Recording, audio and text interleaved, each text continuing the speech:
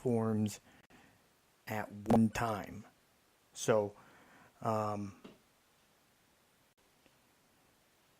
little bit of crap. Okay, there we go. Okay, so welcome everybody on the Spreaker app that's listening on Spreaker. Welcome to all of you that are listening to the podcast version of the show on SoundCloud as well.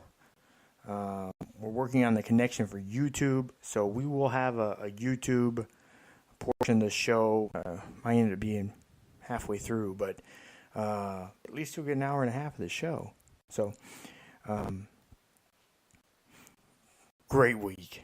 Army, Navy. Outside of that, really no other college football. The bowl games start here. Fix my mic here.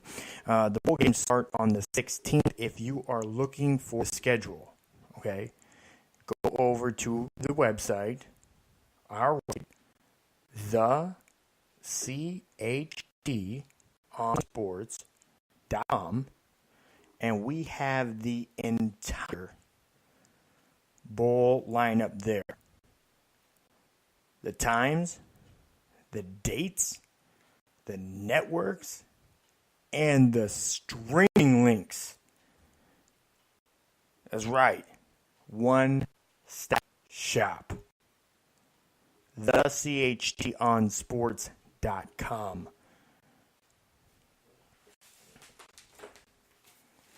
It's a lot of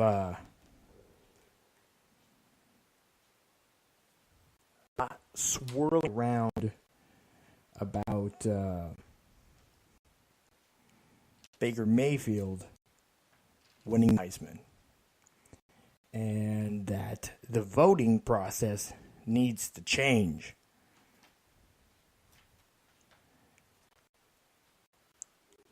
I don't necessarily know if the voting process is broken. Currently, right now, just so you know, I do not currently have a Heisman vote.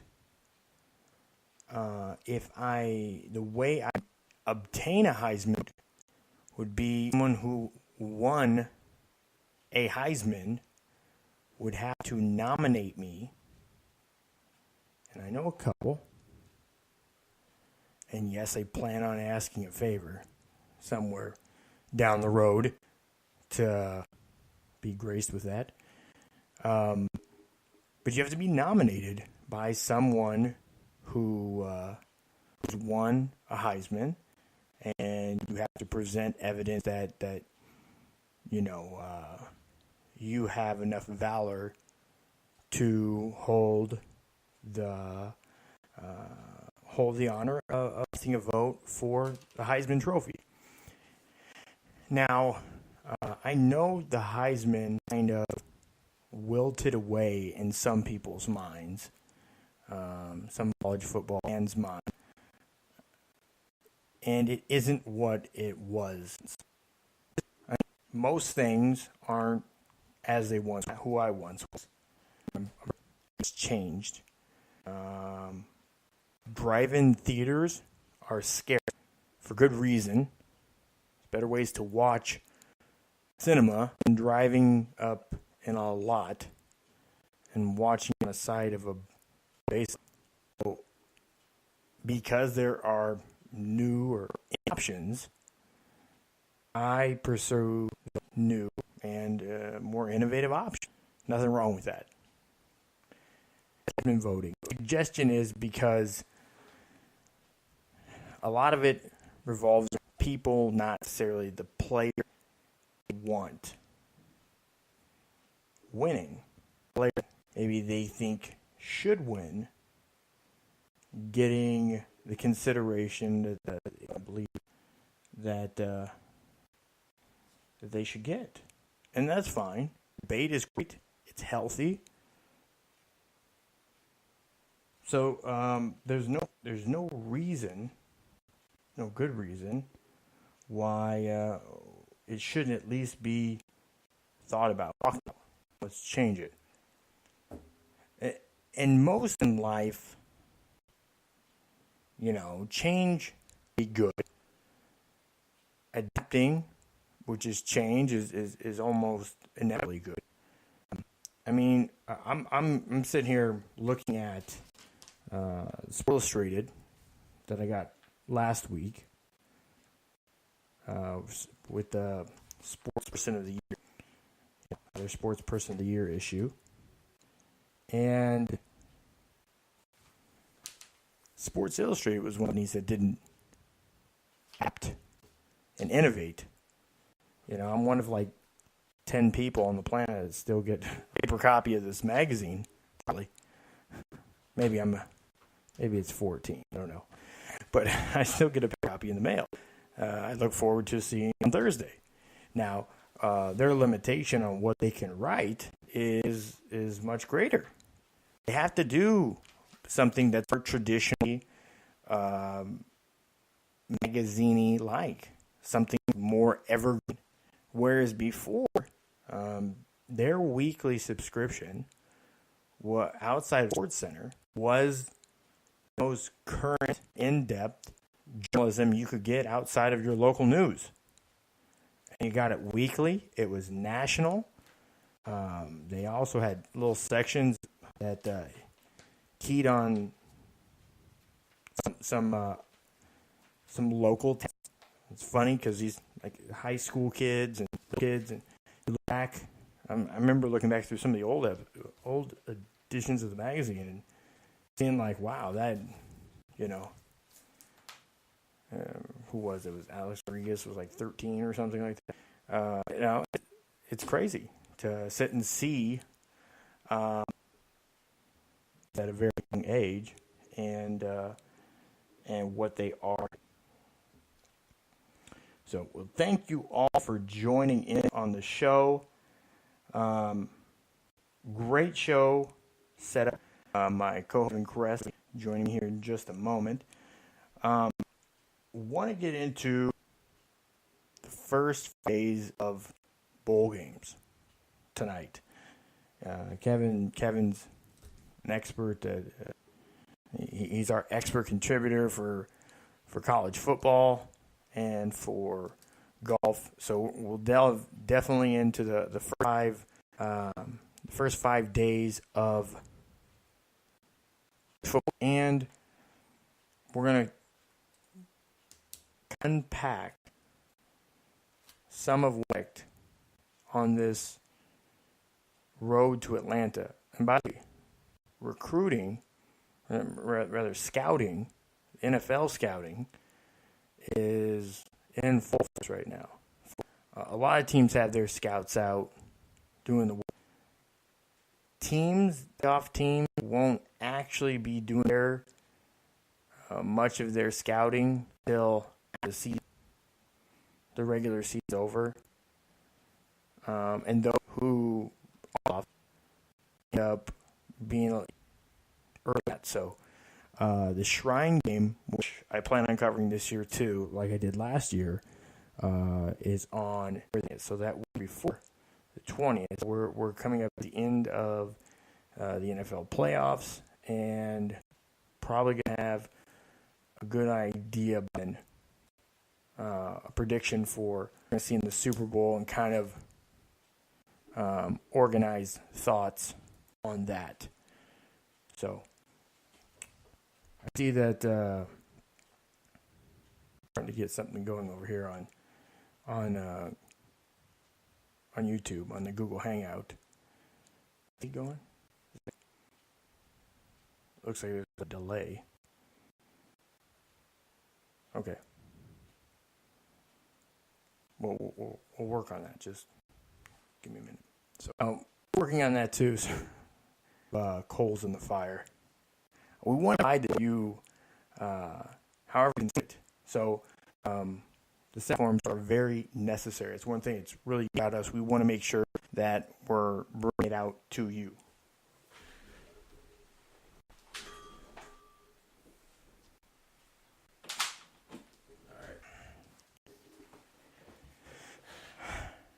I see some of you might see in the background on the video is the CHT unboxing. I drew that there for a podcast. Reminds me, I need to probably going to rework it. James Bell you can check out the Boxing Source radio show podcast. It was on every Sunday night to 9:30. So to the CHE on sports.com. Click on it says listen link hand corner, and you can hear all of the Boxing Source, this show, and take that, which is another. But without further ado, let me welcome my host.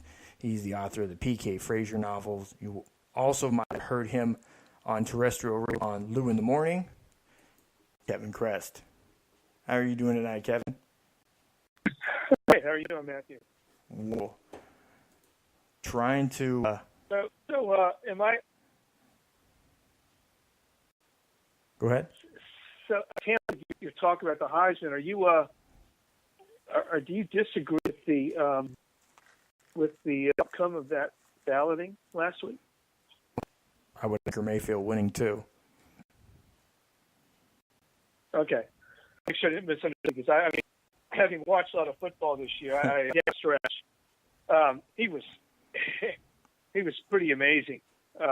See, especially on it is something to behold. So I just want to make sure I didn't miss something there, because he had a heck of it. I think he was pretty much slide winner. Now, landslide level, that's over. And traditionally, the Heisman Trophy, it's somewhat questionable, but it isn't an award. Most likely succeeded in the NFL. It's a guy who succeeded at Baker Mayfield did a very nice job at that this season.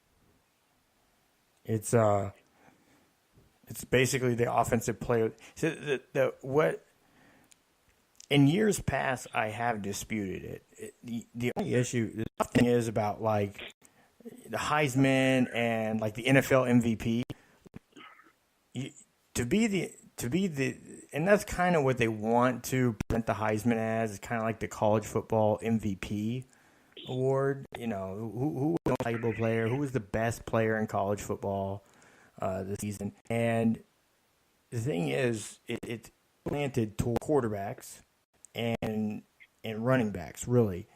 Those are the two positions that touch the ball the most and are afforded opportunities to have the greatest statistics in the game. It's monitored statistics because running back has really the options to run, catch, and some instances, they might even punt or kick returns, especially if they're in there trying to win a Heisman.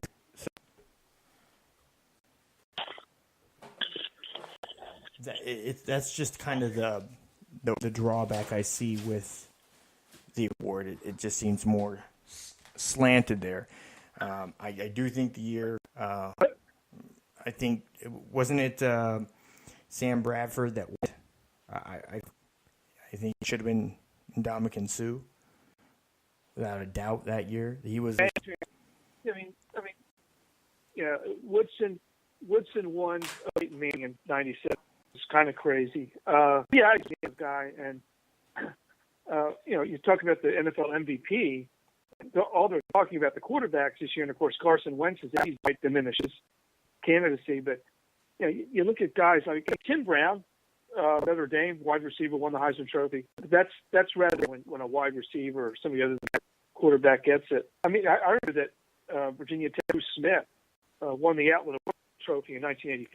He could easily have been the Heisman Trophy winner that year as well. I mean, he was that dominant. I mean, guys that are that dominant. Ndamukong Suh was one of those. I mean, you could get guys on the defensive side of the ball. The voters don't pay that. The statistics just aren't there for those guys. I mean, it's difficult, to resume of comparison. And so, but this year, there was really a stand-in defensive guy that was on a competitive team. I mean, probably one of the best defensive players was on NC State, and it's a mediocre football team. So, he wasn't going to get enough, airtime and notoriety to get there. But I have no trouble with Baker.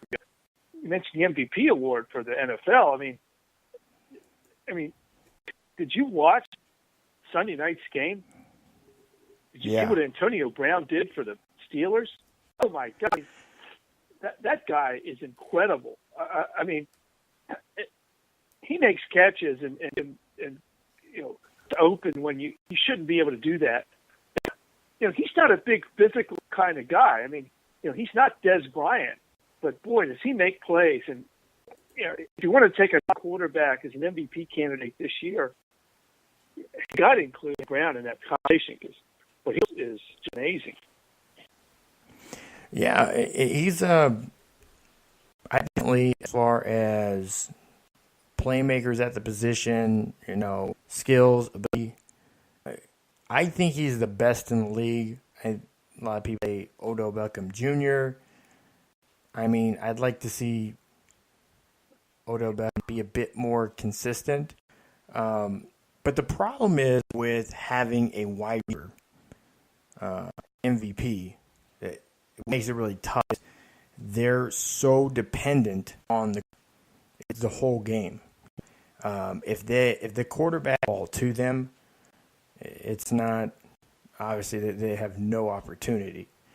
So that's one big thing that really kind of halts it for a wide receiver. And again, if you have a wide receiver that's considered in that regard, then the quarterback is probably also in the same breath as well. The guy getting the ball there. I mean, I think perfect case in point. What was this? I guess it's been probably 5 years now. Almost 5 years ago. 4 years ago. Over 100 receptions? Yeah. And a phenomenal season. And the team had 4 wins. It's like, how do you justify saying he's the most valuable player and the team is only able to muster 4 wins? And that's a big part of it, too. They're not looking at a guy that is he the best guy in the league? No, it's not just that. It's the guy that's also on a win team, a team that has a shot at a Super Bowl, a team that's a playoff team. They're not looking at guys on losing rosters. If for effort, if it was for a guy that put up numbers, Breeze would probably be in consideration every season. But the only season that he's really been mentioned was the Super Bowl season. But you're right. It's primarily MVP, bad term. It's really, they should call it, the best guy on the best team, right? I mean, in a team, right? And now Tom Brady took a hit last night. I mean, that was not a good performance by Tom Brady last night. He's been on kind of a roll. But yeah, he got hit. I didn't hear anybody talk about this. He got hit in the second quarter. I can't remember, but he got hit hard. And I don't think it was ever the same because he doesn't get hit very often, but he got hit last night. And after that, he just wasn't quite the same back there. Now, they were 0-11. 0-11 on third conversions last night. That's the first time since 1991 that they went 0 for third down. And that was not a great performance last night.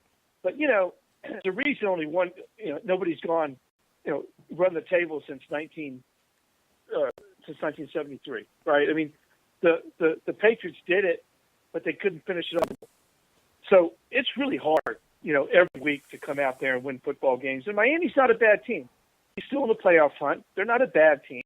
They're not a great team, but they seem to have Patriots number down there. But Brady did not look like an MVP candidate last night. That was probably one of the biggest hiccups I've seen him make. 1 TD, 3 interceptions. That's exceptions, but necessarily his standard game. We'll see if they rebound. And they go to Pittsburgh Sunday night. That's a tough rebound. So they'll be okay. But Pittsburgh's been playing. We don't talk much NFL because we've been talking college football. But yeah, it started. The Steelers have won 4 of their last 5 games on a field goal in the last minute of the game. So see what happens this weekend. This is a big game, a really big game. It's most likely for home field advantage in A. If Pittsburgh, it is assuredly that, because I think they'll clinch it with 2 weeks left. The Patriots would still have to still get, they win. It's a big ball, and Pittsburgh defense, it's not playing great, but they can quarterback, and New England's offensive line isn't great. They didn't look good last. And you expect, and they better bring it against Pittsburgh, because with between Le'Veon, Antonio Brown, Ben Roethlisberger, and that kicker they have, and they really are.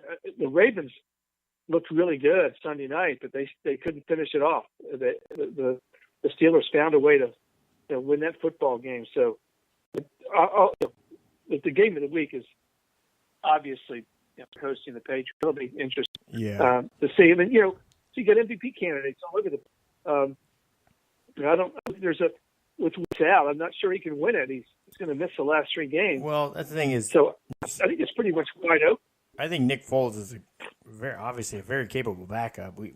He had a Pro Bowl season a couple years ago before he traded to the Rams. I mean, he can play in the NFL. He's a capable backup. He has been back in this system for, I think, 3 seasons now, 2.5 seasons. So I think he can go in there and they can win some football games. I wouldn't count the Eagles out of it. Their defense is really good. What has spurred a lot of momentum has been Carson Wentz, without a doubt. The team on a whole has been playing well on both sides of the ball. And, I mean, you got Fletcher Cox's defense has just been a monster this season. So I wouldn't count Philly out. They're right now probably the top seed. Oh, I mean, we have 3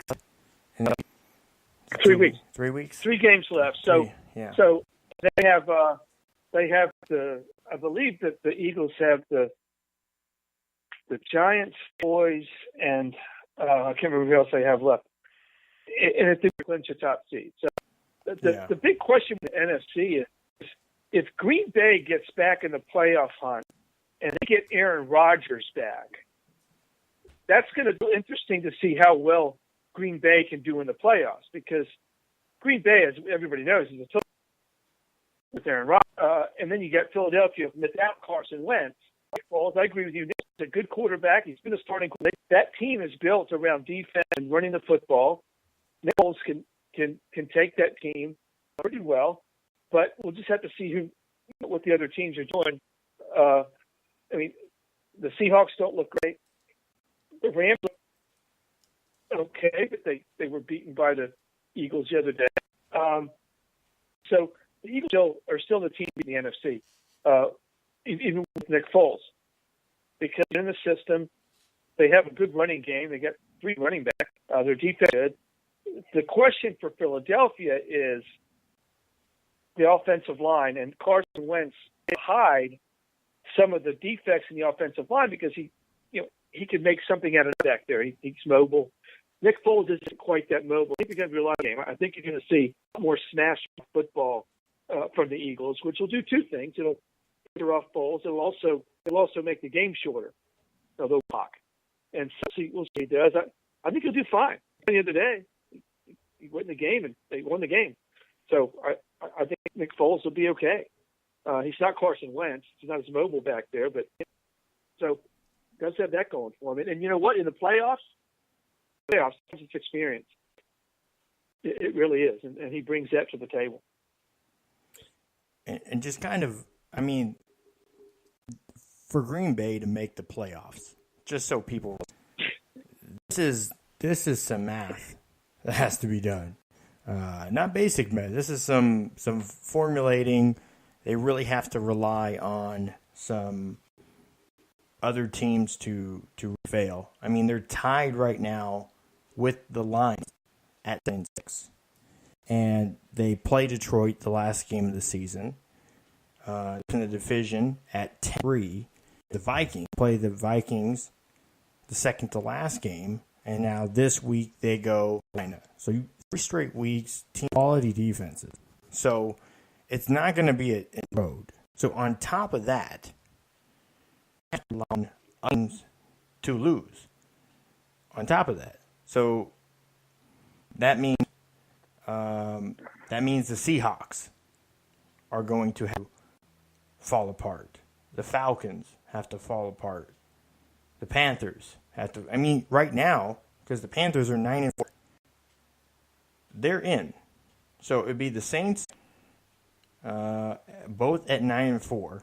Deciding who would be the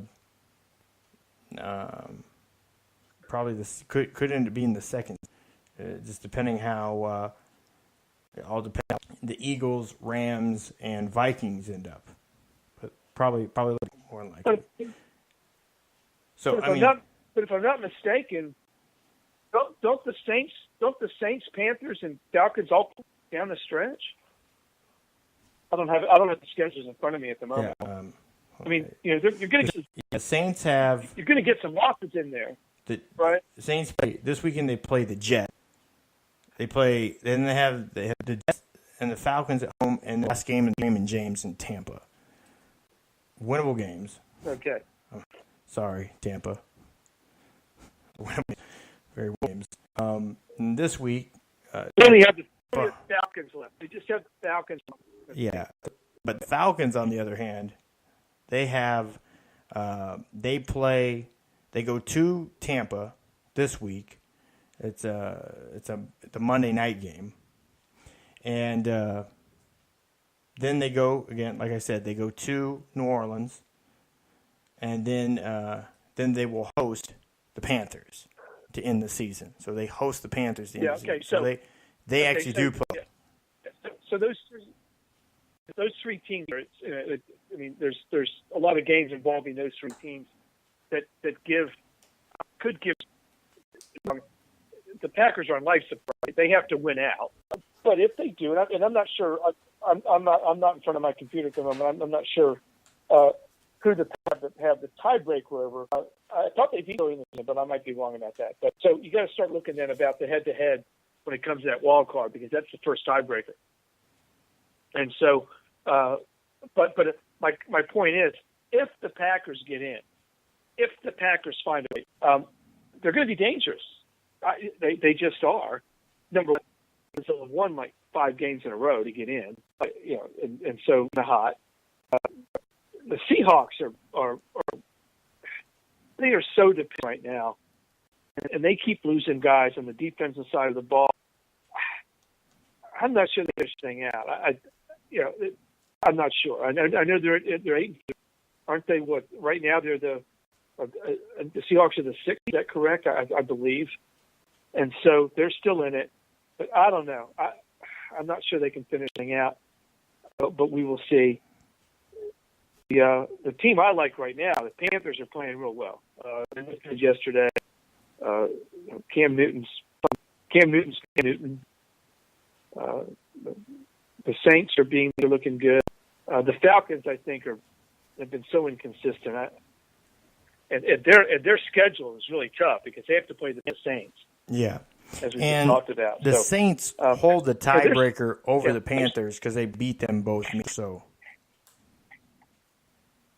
So right now, I mean, if it's today, New Orleans would be in, and the Panthers would be looking at a card, and then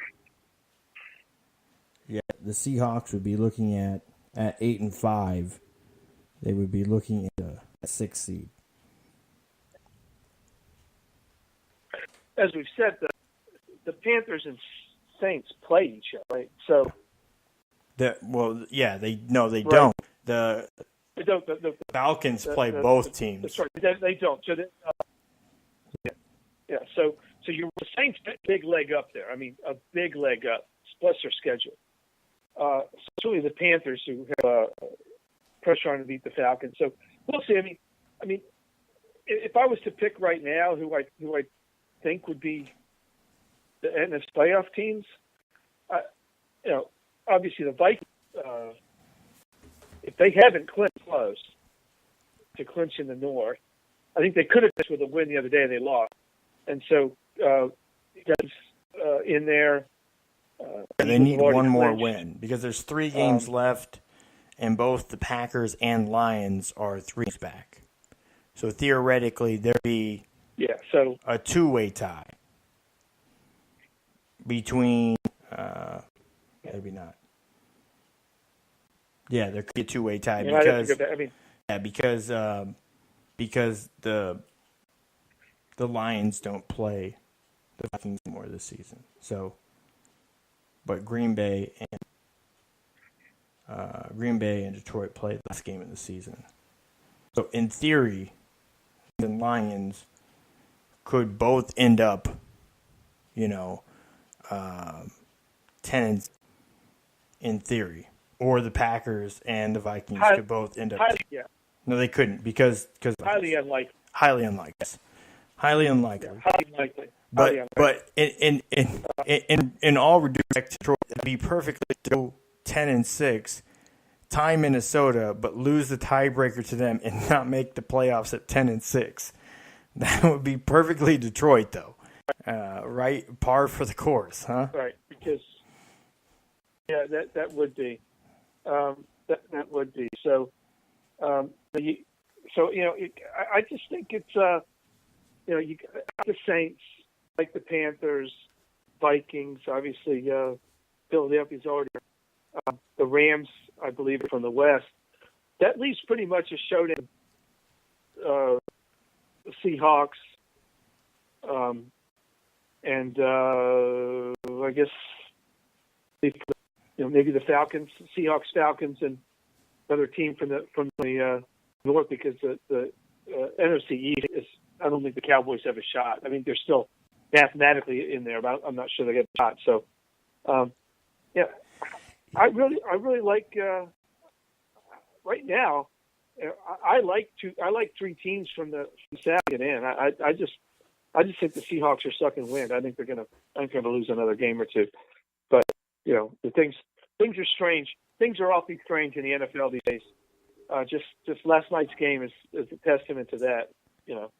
Well, that's the thing the thing is that Tom Brady just looked really old last night.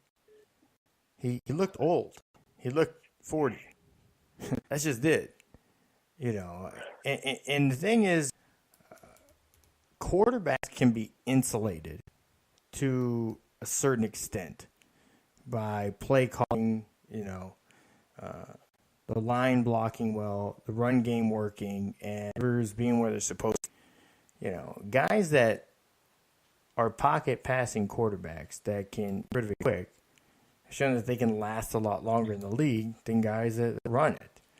The guys that run are a lot more dynamic. They just don't last because, they get hit. And that's the thing is, if you notice, Ben Roethlisberger is probably one of the most overlooked guys in the league when we talk about stars. I mean, obviously, he set an NFL record for throwing his third 500-yard game in a career. It had been done once before that. Yep. So he's done it 3 times. And then if you look at his record, look at his record in the month of December. Out of 54 games he's played in the month of December, he's won 40. That's huge. So, I mean, that's... Yeah, and 71 and 70%? That's huge. Yeah. You and I don't agree on very much, but I definitely agree with you that Roth is the most underrated. It's hard to be underrated when he was 2-time MVP, Super Bowl champion. He's played for the Steelers. But I agree, when we talk about these guys, you talk about, Brady and Peyton before he retired, and Rivers and Brees and Stafford and Ryan. If you're writing a story, right? So say you're writing one of your books and you're going to have a main character in your book. I mean, who doesn't fit that? He started rookie. He won 2 Super Bowls. He's sit the same team every time. He's had his brushes with the ball, but and his attitude, but he's matured into this veteran, and his play. I'm gonna say yes, Antonio Brown. I think he is the best. He's the best, but Ben Roethlisberger does a lot to help that out too. If you look at the way he drops the ball in the basket on a lot of throws, it's poetry. Well, like you said, somebody has to get the ball to Antonio Brown, right? I mean, somebody has to throw it to him. Unlike a runner or a quarterback, a wide receiver, somebody has to get him the ball and gets him the football. Now, there were a couple of throws last night where you could just tell Roethlisberger just kind of went, you know what, throwing it up there. He threw it off, but he just kind of went, woo! There it goes. Go get it, Antonio. And the gun went up, got it. It was just crazy. He just down with the football. It was just a thing of beauty for a football fan to watch that. I mean, it's even Sunday night. It was just beautiful to watch. You know what? And this is to Tom Brady's credit. 2 seasons that he could throw the ball to like that, and that was Randy Moss. And, so if you want to flip it back to Brady, Brady's done it with journeyman guys. I mean, he doesn't have one of those guys where he just can throw off his back foot and goes up and gets the ball. I mean, he doesn't have one of those. Eli did with Odell Beckham Jr., OBJ, but he's out this year. And so, he had Marvin Harris, Wayne. I mean, look at some of these guys. Drew Brees has had guys like Wilson and guys like that. Jimmy Graham in. I guess you could say that Brady has Gronk, but a tight end does, isn't probably as prolific as a wide receiver, especially So I love what Roethlisberger does. I love what the Steelers. They had Le'Veon Bell in the slot tonight. Did you see that? Le'Veon Bell out there playing receiver and making catch. I mean, he ran the ball for like 50 yards. He didn't have a big running. He had over 100. Le'Veon Bell did. Yeah, that's a dangerous football team, man. It is. But here's the thing: is that the crazy thing is about. I mean, you have probably skilled players in the game, and Bell and Brown, and then you have Roethlisberger. So they have a 3-headed monster. Whoever else they have, it doesn't, everybody else is a pawn, and every team realizes that. But, I mean, we look down at the record, and they're still 11-2. The crazy thing is about, I imagine kind of like Burger being like that guy. He's sitting there.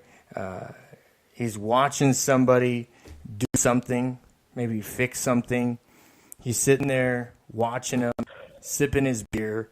It just gets to the point where he's like, all right, sets his beer down and goes, takes care of business, and then comes back and sits down and finishes his beer. It just seems like no matter what situation they're in, there's tough, and you're kind of like doing math. Yeah, they got Ben Roethlisberger and Tone. Yeah, they're down 21 with 10.5 minutes left. There's time. That's the thing. But the weakness that they have, because they have those 3 supremely talented guys, is when teams force them to be patient, things start to unravel a little bit. Because maybe Brown gets double teamed, and maybe Bell ends up blocking. So now they're into 3rd and long, more drives are on the field. Most teams, if you're chewing up clock, a lot more likely to win. But I think with the Steelers, what I've noticed in watching them play is the longer that they stay on the field offensively, Belichick even made a comment. He's like, force them to make an 11-play drive. That's what frustrates them. they're like a home run hitter, you know. They're Aaron Judge. They're Giancarlo Stanton. They're swinging for the fences. They are. We've got two other guys. They've got two other guys you have to talk about on that. Martavis Bryant, wide receiver. He's so when they double team Antonio Brown on one side, they beat Bryant 1-on-1. He beats those guys, and he got a really good team. He's a really good right now. So listen, my pick right now, if I was a team to win the Super Bowl, especially with Carson Wentz, I'm going to pick the Steelers right now. If those guys stay healthy, and of course they haven't all stayed healthy, Roethlisberger, Brown, and Bell haven't been healthy together that much. But when they are, that's a team. And they were without. Remember, they were without Shazier. Yeah. On their defense, he was a key part of that. They got to find a way to fill his gap because I don't think he's coming back this season. I haven't heard the latest on his injury and how bad it is. They've been able to stabilize, and there's movement, there's healing, but it's not. Put him on the.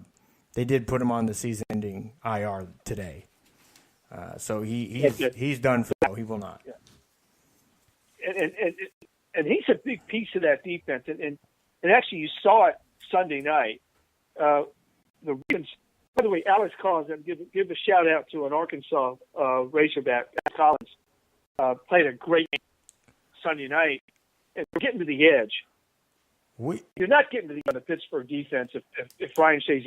It's not happening. Did we not say he was probably going to be the better of the two backs? He can't really say that he is, but we can see him kind of blossom system that's working a bit more for him.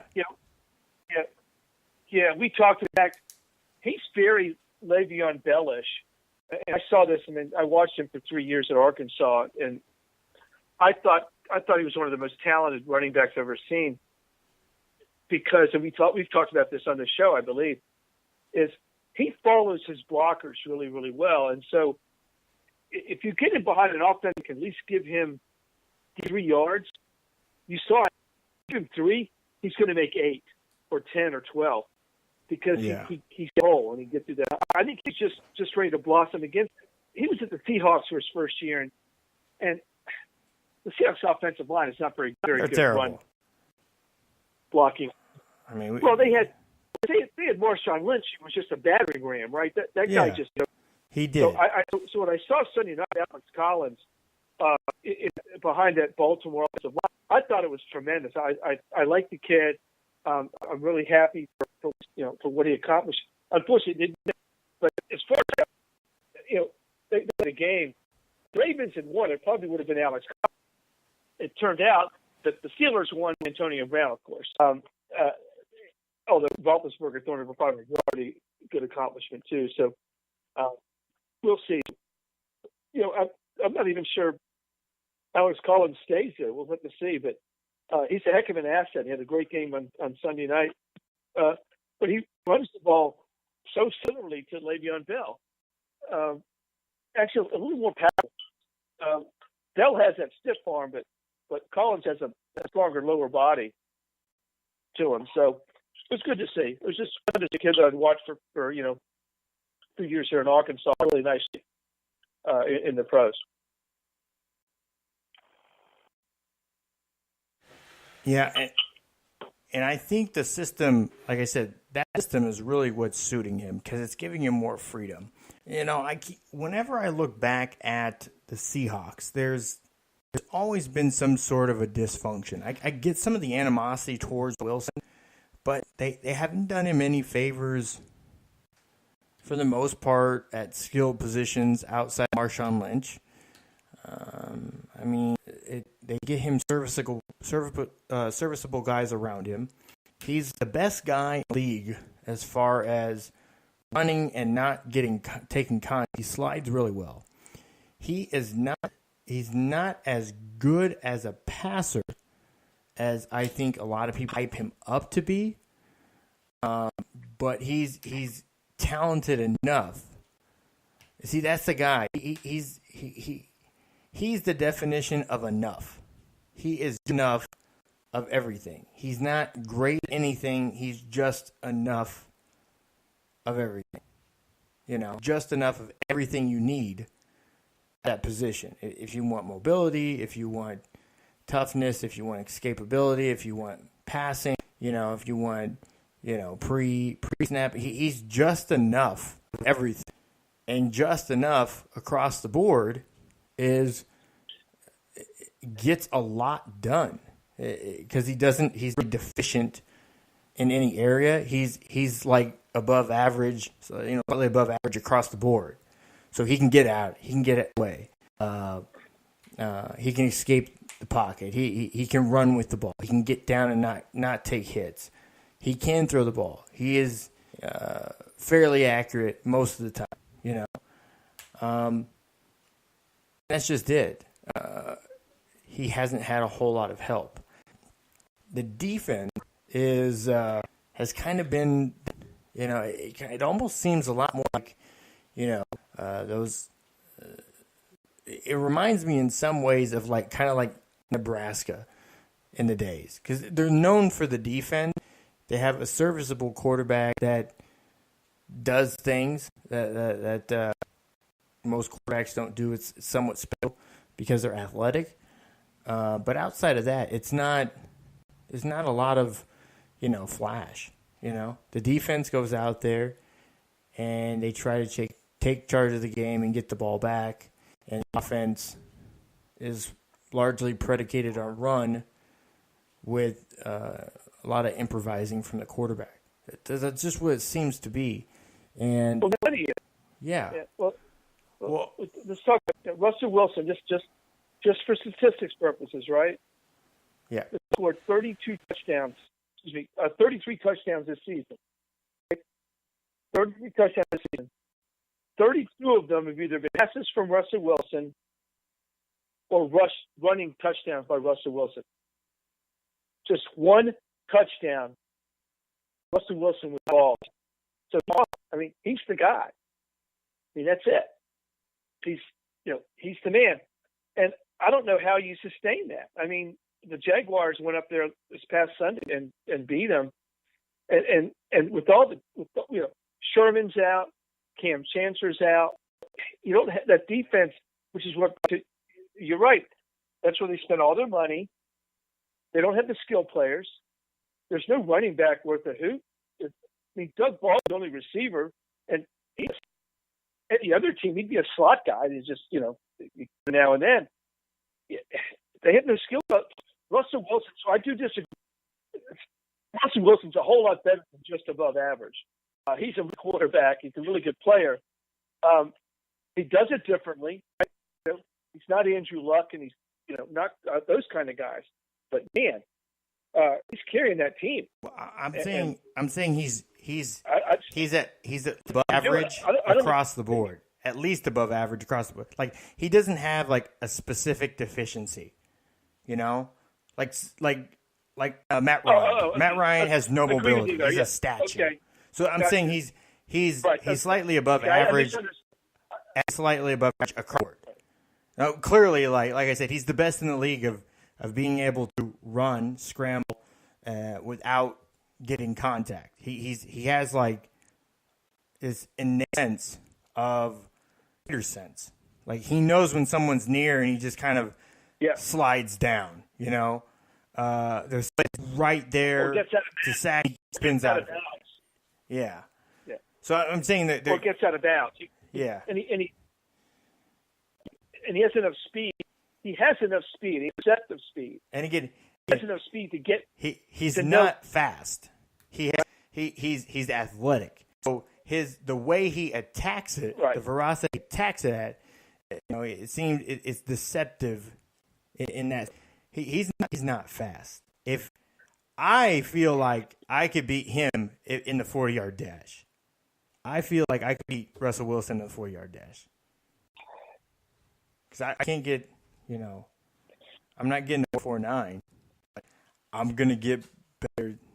I'll get a 4.59. I'll get under 4'6". I think I can still I'll be tell you fine. one thing. I'll tell you one thing. When a guy's 6'4", 260, he's buried under Russell Wilson, he gets a lot faster. Yeah. He probably does. He has He's like it Jackrabbit. gear, man. He's got that. Exactly. Like a damn You're jackrabbit. not getting the gear. Right? It's You're like, not I getting got you. How would you go? Exactly.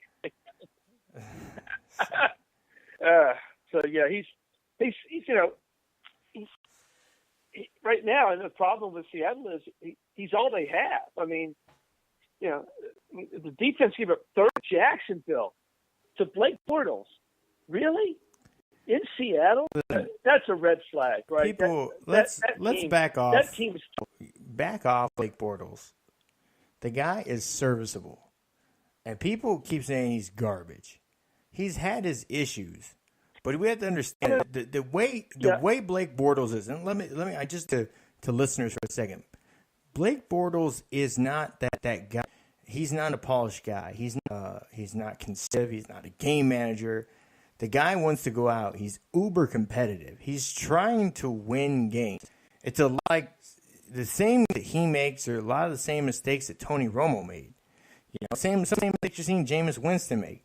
It's guys that are very competitive guys that have a lot of talent and a lot of skill, just trying to make stuff happen. Unfortunately, the process of trying to make stuff happen, and as I always say this about innovators, companies that are innovative. That's just why I like Samsung. They're an innovative company. I wanted the 7. I'm telling you, there's not many people probably on this planet that was more like waiting. I was so excited to get the Note 7, and my contract didn't come up a month later. And then they started on fire, and then they recalled them. I was still going to get it after I saw stuff start on fire. That's how much I wanted it. And I was like, they're going to fix it, and they're going to re-release it. And then I had to wait. So I waited a year and like 4 months to get Note 8. I love this phone. I do. But here's the thing. People were like, oh, the battery. I don't care about the battery. It was a problem. It was a handful of us. They recalled it, and they read the problem. That's the thing is about innovators. You're going to get shit wrong. You're going to throw some interceptions. You're probably going to get more shit wrong than other competitors because we're doing what you did right. Realize, you're not inventing anything by duplicating. That's not inventing. And that's what the thing is. Blake Bortles, Tony Romo, Jameis Winston, they're going out there. They're trying to create. Is some of it moment decision? A lot of times, yes, because maybe see a defender, or maybe something with their feet wasn't just right, and they threw it a little more off balance. They got hit. That's like, I really think we need to figure out the statistic of interceptions the same way they look at like wild foul ball, like doing in baseball. Like, we need to differentiate how it was from the quarterback's end, because not all interceptions are equal. Yes, they're turnovers, but they're not all equal. So, to have a ball tipped at the line, is that the quarterback's fault? Yes, because he threw it. But so had it not been deflected, would it have gotten where it was supposed to go? The best guys on the planet at this. Probably it's going to get where it's supposed to go. Ready to for their guy to have a chance to catch it. Had it not been deflected. But it's deflected, goes there, it's intercepted because it didn't touch the ground before. So why is that interception the same? You misunderstood my comment about Blake Bortles. No, I get it, and I agree. But I just want to make a point about Blake Bortles. That's all. No. My point was more about Seattle. It wasn't about Bortles at all. It was about the fact that 2 years ago, there's no way you would have seen a team like Jacksonville go into Seattle and come away with a 30-24 win. There's no way. It just happened, right? And so my point was, Seattle, I think, is diminished. I don't think they have the weapons on offense, with the exception of Russell Wilson, and they certainly don't have their defense the way it should be. And so I have doubts about Seattle being able to finish off this playoff run at the end of the season. Against Jacksonville, I think they've done a great job, and I think Bortles is more than serviceable at quarterback. I agree with you. He's getting a bad rap. I don't know why you don't keep Bortles at quarterback. Why are you going to look? We'll talk about Eli Manning going there and draft pick, all this. What's Jacksonville now? Are they 8-5? Right? 9-4. Jacksonville's 9-4. But by the way, just so you realize, 9-4. The worst. 9-4. A lot of people say the worst division is the South. The Jacksonville Jaguars are the 3rd seed right now at 9-4. The 5th seed is the Tennessee Titans at 8. They're the 5th seed. There's a 3-way tie at 7-6 for the 6th seed Buffalo, the Chargers, and the Bills. Again, I haven't looked at the head calling it a 3-way tie, but I'm sure people that are more on top of it know which one of those 3 are in. But I'm just calling it a 3-way because they have the same record and average right now. Frankly, right now the Bills are in, the Chargers not. So it's what Bills, and Baltimore, Bills, Chargers, and who's the other? Baltimore. Yeah. Right now, the Bills are in. The Ravens and the Chargers are out. Now, if it ended today, now that can change because they've got people playing each other. Right now, that's the situation. Okay, but the Titans are good, but the Jaguars, that defense could take a long way. You got Leonard Fournette at running back. You got Bortles. It's a pretty good quarterback. I mean, that's not a bad team. My point was that you would have expected that if Seattle was Seattle, the real Seattle, because losing 30-24 in Seattle was just not something that happened. And it's happened to them, I think, twice in the last 3 weeks. That team's not one that I'm looking at as a high trajectory right now. They may limp into the playoffs, but they're going to need help because I think they've got 1 or 2 losses on their schedule.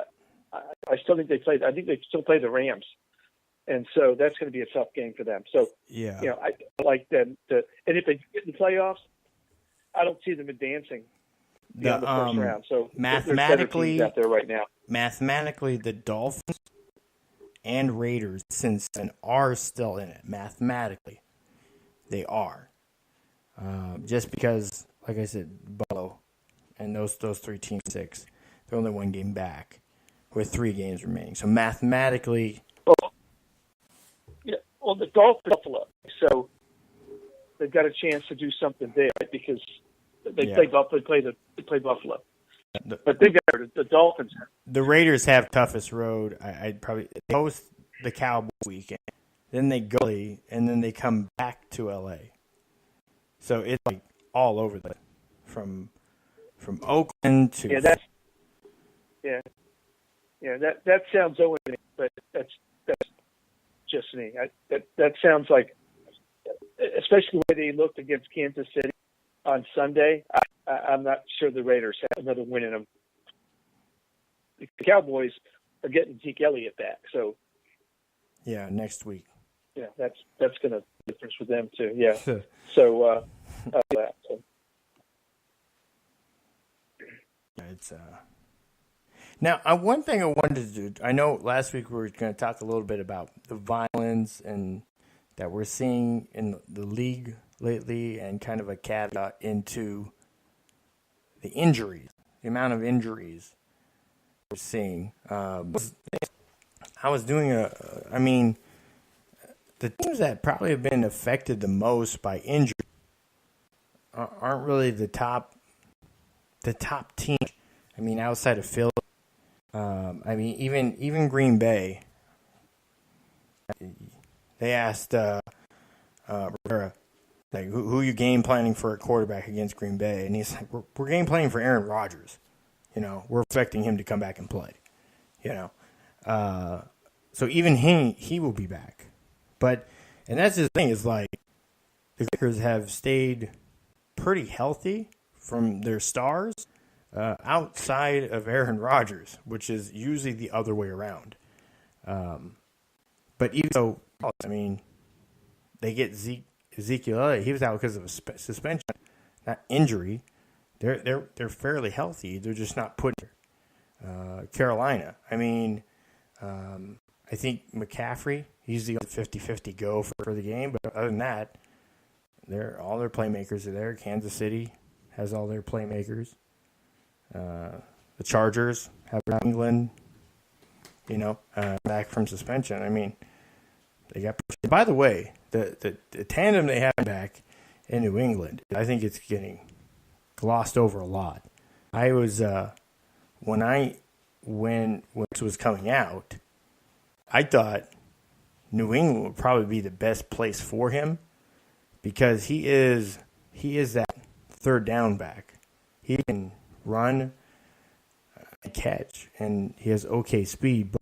But he could also run between the tackles. He has some, so he can do more than that. But they could utilize him a lot as that third down back because of the catch. So, but between him and Lewis, they've got quite of a tandem between those two in New England. So, and Pittsburgh again, you got a monster. Outside of that, the only guy that's hurt there is Sheeran. That was more so self-inflicted, unfortunately. So I don't think. Unfortunately, yes, yeah, you're right. I mean, unfortunately, yeah. As a top of the main teams that we're looking at, health really isn't an issue. It's more so, some teams, and even not to the greatest extent. I mean, the Vikings with their quarterback carousel, it just seems like whoever they are last year or this year seemed to be serviceable enough. Sam Bradford did well last year. Obviously, Caden, he's having a career season. They have Bridgewater, the guy that they drafted and thought was their franchise. He's their back. They can't. I'm going to say they can't go wrong, but they've been able to keep rolling the dice without crapping out on the quarterback position. Pretty lucky-handed. Now, I can't say the same thing necessarily for I mean, they've battled some injuries at skill players, but they've dealt away most of their skill players. We can move on from our Redskins. You know what? But you know what? Their offensive and defensive lines are just fascinating. Not to mention their secondary. They just there's one of those seasons where you get hit by injury. You just can't keep. They battled this season, but they just got rolled Sunday against a better team, and just the injuries they lost Chris Thompson at running back. I mean, the position of the Redskins has guys that are out, and it's such. They got a good quarterback, Kirk Cousins, and good players. But gosh, when you've got top guys at every position out, it's just difficult to contend. And this the Seahawks defense, and I think at the end of the year, I mean, there's no that new guys playing. It's just staying it. I mean, okay, 40-year-old. Last year, Brady missed the first 4 games. He only had 12 regular season games. Well, he's now, what's his limit at age 40? I know he's like this miracle man. Nobody beats Father Time, and we'll see Sunday what New England looks like against the Steelers. I'm very interested to see how that works. To see what the Steelers are going to bring in it for us, just like Miami did the other night. And if Brady's tired and losing half a step, Achilles is hurting him a little bit, it's going to be like sharks with blood in the water. We'll see what happens Sunday night. Now, obviously, the Steelers' defense, as we mentioned, was they could either. So that's going to be a really interesting, fascinating game. It'd be one of the best games of the season, probably.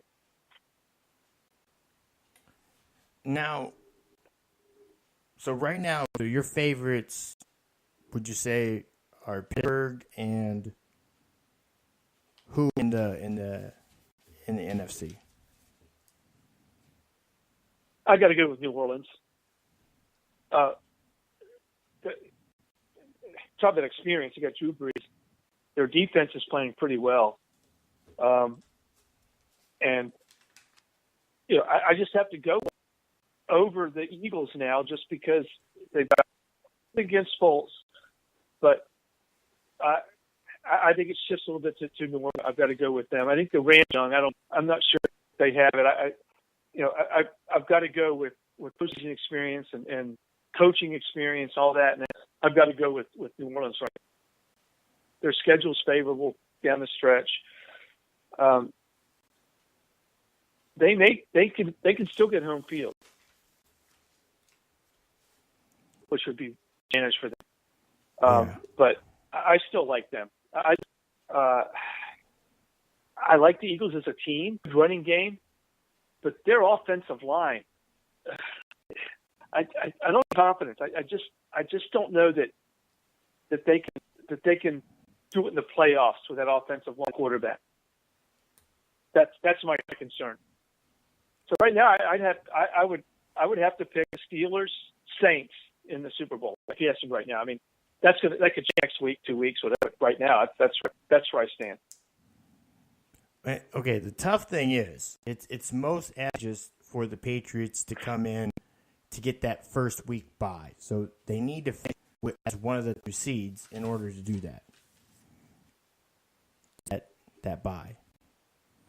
Right now, I mean, even if they lose to Pittsburgh theoretically and then win the next 2, they would still be probably sitting at the 2nd seed, right? Still bye because, the 3, 5, and 4 play 6. Isn't that how they lined it up?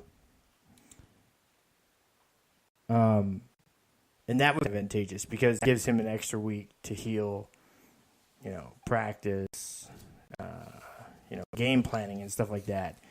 From what I've understood is Brady hasn't been as active in practice during the week, and he's kind of limited in practice during the week. And when it comes up to game planning and running through the end of the week, where there's a lot more of the preparation, he's more in with the first team on that. Other than that, physically there, almost as a coach or a coordinator than he is as necessarily the quarterback. So, and that again, you have some players getting along in the tooth besides Brady too. So that they can't have energy and have 3 games off at the beginning of the season last year. So he has to sustain that. Well, and that's just it. Like the other problem that New England has is,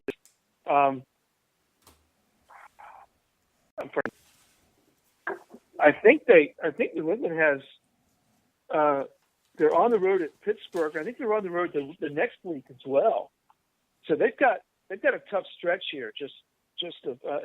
And this week is a short week for them tonight. And so,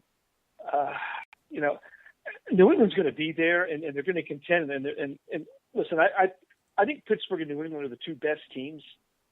We can't make too much of a New England loss at Miami on a Monday night because they've lost 4 of their last 5 games at me. So, and in the process of that, they've won 2 Super Bowls. So I can't, I can't make too much out of last night's game from a result perspective, except from what I saw from Brady. It really doesn't me that much. It really doesn't. I mean, teams lose. I mean, a 12-4 season is outstanding. Okay, it's not good. It's not great. It's outstanding. I mean, teams that go to 4. I mean, that's just how it is. And so that doesn't really concern me too much. What can is if I'm a New England fan, now I got to get ready on a short week to go into Pittsburgh against a hot team. arguably the best team in AFC. So it's a monster game. It's a really big game for New England because even the Sioux, they can still get home field if the Patriots lose again. The Patriots are pretty much out of it, right? They would need Pittsburgh to lose out in essence for them not to get home field. So although you look at the Jaguars there, and they have Pittsburgh, I believe, and so they could enter into this thing if England beats Pittsburgh. All of a sudden, you could see a 3 team race for that home field advantage, and for the all important. That's the top seed is important. Really, is getting the winning seeds to get that bye in the first week. You're a Super Bowl caliber team. You should be able to win a playoff game on the road. You just should. Have to. It's been done before. It's almost a record. If you don't make it to the Super Bowl winning on the road. Well, you can. I mean, if you're the top seed and you win your 2 games. I mean, but it's a neutral site Super Bowl. It doesn't generally happen. So technically, 1 game's on the road. Right.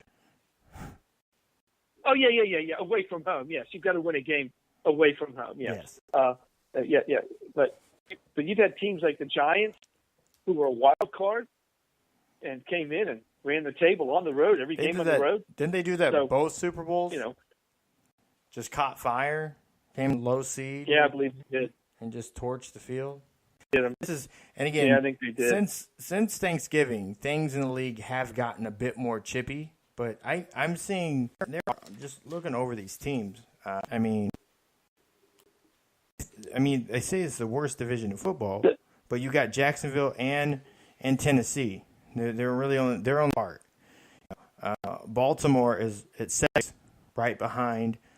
They don't have a chance to win. Mathematically out of it. Left. City. Right behind them is the Chargers at 7-6, and then you got the Raiders at 6-7. So the division's have a lot of parity and a lot of teams. I mean, it is chippy, and there's a lot of teams that aren't that good of teams. They have a chance to get to the postseason. These guys, because they get additional money. The money you get in the postseason is above and beyond what your normal salary is. You get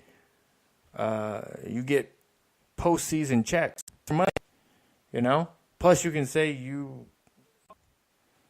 Well, take a team like the Chargers, Matthew. They're 7-6 right now. They're not looking in, but they started out 0-4, so they've won 5 of 7, and you got to think if they get the they'll have won 8, right? And so that'll be a really hot team going into the playoffs. Who wants to play that? I mean, who wants to play the Chargers? And they're better on the road anyway because they're playing in a soccer stadium, mostly opposing fans. So a dangerous team if they get in. And they're hot.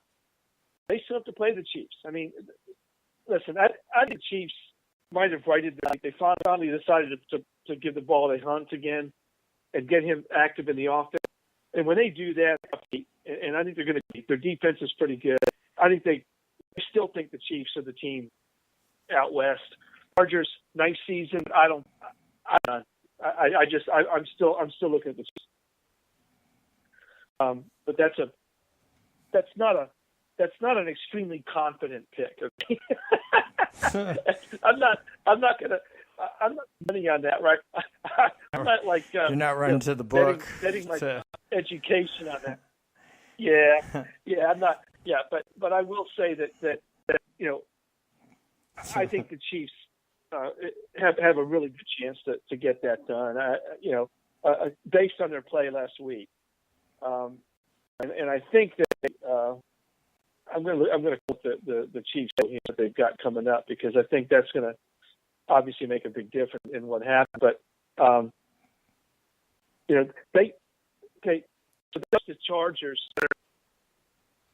So the Chiefs win that game, and them a real leg up, on that race.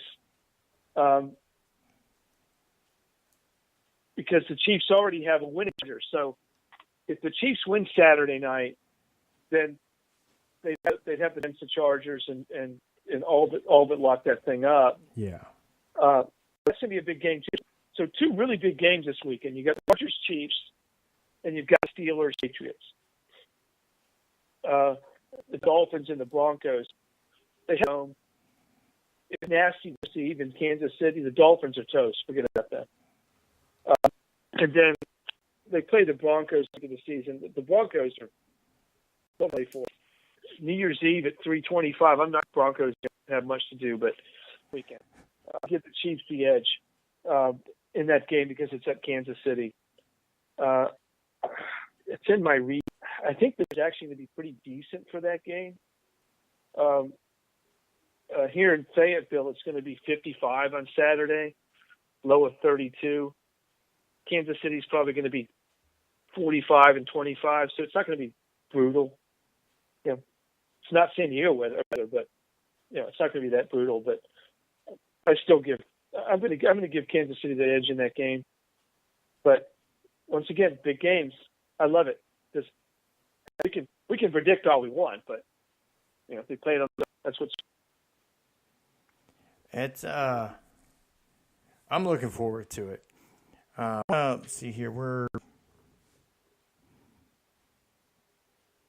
about a little over halfway on the show. I wanted to get into college football, into the bowl games. I'll talk a little bit about the bowl games Thursday, December 21st. And for those of you that are looking for the schedule, the full schedule, the CHTonsports.com.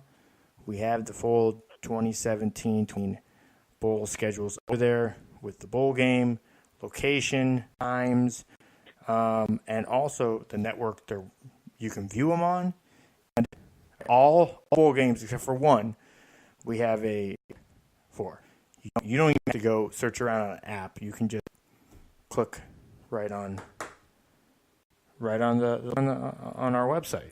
We try to make things simple like that for people. I know a lot of people pay as much attention to the beginning of the bowl season because we're starting to heat up, and there's a lot of attention paid to the NFL because it's getting into the playoff. And on top of that, the NBA season really kind of starts right around then. The inter things, and then hockey is starting to get its mojo going as well. A lot of things because it's the holiday season, so everybody's getting ready for Christmas too. Town and so forth, and it's like the Celebration Bowl. I think it's a rematch from last year, if I remember correctly. Grambling and North Carolina A&T. So a lot of people watch games. I watched here, and not including the one when FAMU took a big paycheck to go play an SEC team. So outside of that, I try to catch a few. So just kind of running down these games here. I know you watch to show people how much college football Kevin Chris watch. I don't know how much prep he put into this outside of all the games he watches, but watch this. Like I said, Celebration Bowl, Grambling, and North Carolina A&T. Now, the band's going to be phenomenal, but Grambling, the last have had some players NFL teams have been scouting coming into this game this year. Different, and I would favor my pick would be Grambling in this game. So the interesting thing about this game, Matthew, is this game is so big that neither of these schools in the FCS playoffs because of this game. These guys, this is a huge game. I mean, it'll sell out. It'll be sold out. And it used to be played. There's used to Grambling and Southern playing in New Orleans, but they moved this game and made it a quote unquote bowl game. I like Grambling as well. I mean, I think they've kind of brought that program back, and so but this is more of a spectacle for HBCU football. It's a one thing, and I applaud it, but I like Grambling as well, just their athletes. And because we had a debate, was it I think a couple of years, maybe it was a half ago, on one of the shows. People go back and look for it. I don't have it exactly which one it was, but we were kind of having the debate: what if 4- and 5-star athletes, prospects or recruits, decided to go to HBCUs over major division schools? That turned the tables. I did it is very favorable, but I don't think HBCU schools could handle that much talent coming in at the time. I don't think they have these. I don't think they have the schools backing, not administratively, not through able to organize and maintain that steady flow of talent all at once. Now, gradually over time, phasing it, yes. But I've never been big on, on something. All of a sudden, hey, let's all go do this now. It's usually stuff like that ends in disaster. Yeah. That's your comment. I believe we were reacting to a post on LinkedIn. I can't remember who posted that the African American students would get a college experience by attending college. Okay, forget the athletic side of it. Attending college, right, at the historic black colleges and universities. And so I think that was the context of that conversation, and it's a valid context. I mean, it's a valid argument. I understand that side. I have a lot of friends that have went to HBCUs, and it has been an enriching experience for them. And I do think that it is a good, favorable thing. But again, I think where we ended up taking it back to sports. I think we kind of ended up always doing that. Yeah, I think. But I recall I think we ended up agreeing. I think we ended up agreeing, though, that for the top tier athletes, from an athletic perspective, a path to the NFL, with the exception of a very few guys. You can name a few top stars, Jerry Rice, for instance, some others that got the guards who were so talented. I think their best choice for the top is still to go to the top school. Those are the NFL factories. I mean, if you're a running back, you go to USC. If you're a defensive lineman, go to Alabama. If you're a star in the secondary, go play for Bud Foster, Virginia Tech. Right? I mean, those kinds of things. It makes sense. And so I tend to agree that it would be unrealistic to expect that to occur, just because increasingly, I mean, heck, forget about HBCU, just about Group of 5 schools. I mean, Power 5. I mean, just listen to one of these football games and listen to where these guys are coming from. Right? It's schools. It's just becoming more so in a lot of ways that the big guy schools. So. I would tend to think that we'd be doing disservice to the 4- and 5-star athletes if we try to steer them somewhere else, because a lot of them do have a chance to go to the pros, and they can get a good education and get a good college experience from the pros. I think the opposite isn't always true with the other schools. Good college experience, but they may not get the variety and scouting and attention that they would get, at the Power 5, especially since TV now. Every Division One, every Power, all the games are on television now. There's not room for the FCS schools really to get on TV until they get to the playoff. Now, speaking of television, and a team that you probably watched every week. I know a lot of people in Louisiana did, especially when they upset LSU this year. The New Orleans Bowl will be hosting couple teams from the conference, Troy and North Texas. what do you make of this game? Again, up there at the top. They played FAU. FAU won pretty handily, but is this Troy team? Was it a one pony at the beginning of the year, or is this Troy team something that is going to come in and they can show that beating LSU wasn't a fluke, and other top tiers within Conference USA are definitely on its radar as teams that it can really take control of? Well, Troy lost their cut. Okay, so I forget where he went. He went somewhere. And so, that you don't know how to affect the team, right? You lose your coach. Does it make a big difference? I still like Troy in this game. Troy's been a good team for a long time. I watched them several years ago come to Arkansas and give them a game. That's a team that plays. North Texas plays a lot of Power 5 schools too. So they both their records aren't as good as the team they have this losses in 5 schools. So I still like Troy in this one. I like the team. I think they're you don't go and beat LSU at LSU without being a pretty good football. All right, so now we're looking at the Cure Bowl. The Cure. So this, if you need it, that bowl. The Cure is there. Georgia State and Western Kentucky. Now, Western Kentucky has been kind of up and down program. They beat USF last year, and the Miami Beach picked USF to win. They didn't.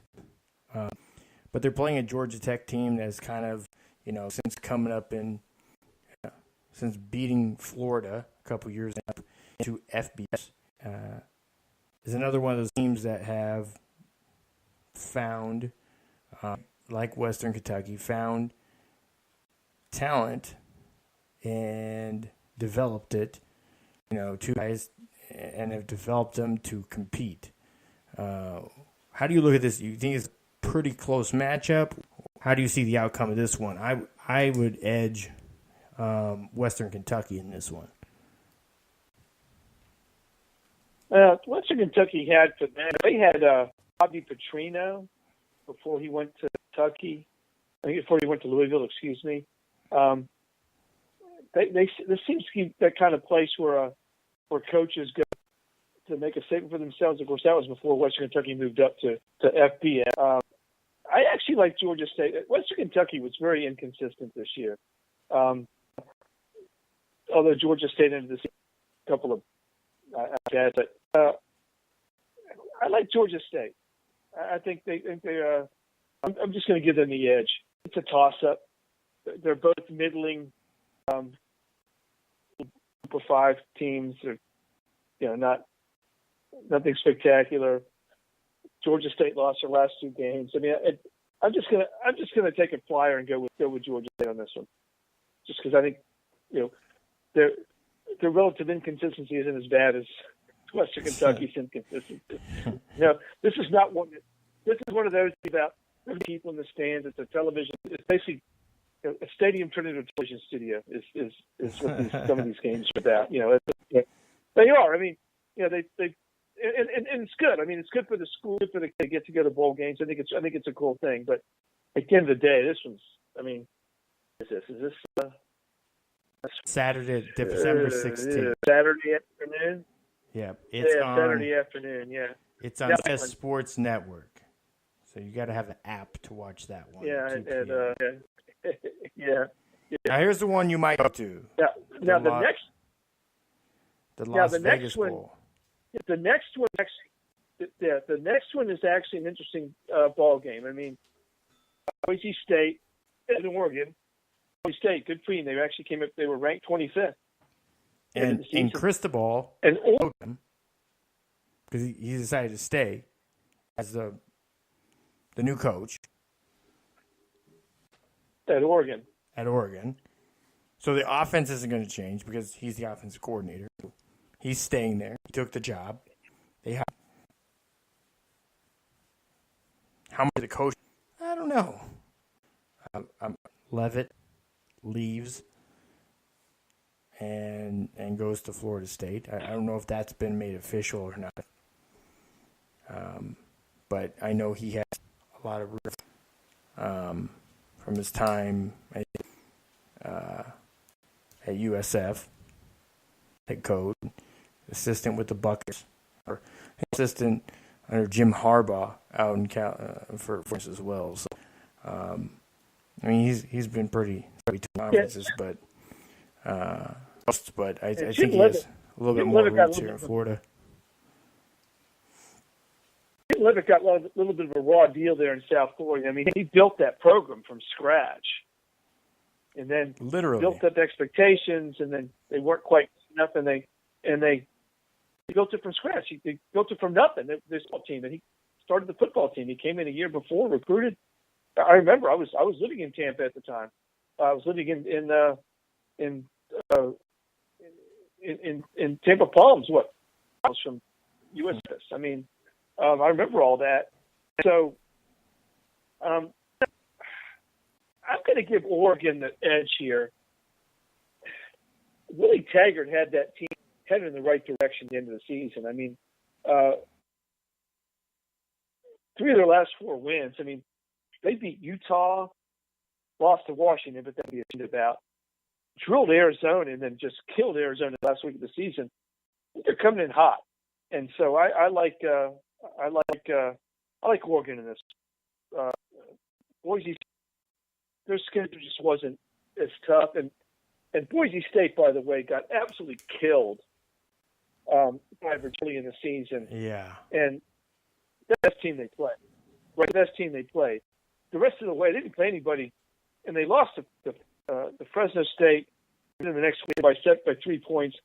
I think Oregon's a team, right? I think they've got a lot to play for. Especially since they've got coaching level. So I like Oregon in this game. And as far as I know, Jim Leavitt's still there as the defensive coordinator. So what has happened is Taggart has left for Florida State. The office stayed as the head coach. So it needs Cristobal to retain all the rest of the assistants who are on 2 or 3 year contract. He may be able to. I don't know. But it appears, minus Willie Taggart, it's basically the same coaching staff. And obviously all the same players. So I would go with you on that one. I would edge Oregon. Now the next one is probably where people are the must see. In Colorado State in the New Mexico. I actually watched 2 of their games here, and they looked like a fairly decent team. I can't say I watched Marshall, but what do you make of these 2? I think Colorado has the potential to compete with middle-tier what is it? The Division of 6? My mind's going blank. The subdivision teams, you know. I think they can hang middle tier subdivision Colorado teams. State. Well, you know, Colorado State played Alabama early in the season, and it was 41-23. I mean, that's not bad. And they get going. They won their next 4 games, and then kind of stumbled against probably the 3 best teams in the conference, was Air Force, Wyoming, and Boise State. You know, given where the game is, I'm going to give the edge to Colorado State because it's out west, and you know Marshall from West Virginia. That'd be interesting for those kids. Marshall was largely off the rail this year. I mean, they Conference A team. You know, didn't impress anybody with what they were doing. They this middling team. I've got to go with. I'm like you. I saw Colorado State, but I did not see Marshall play this year. But that's unusual. You see most teams play. But yeah, and that's kind Marshall's schedule was your neck of so, the woods too. I mean, literally. Yeah, but I saw a little.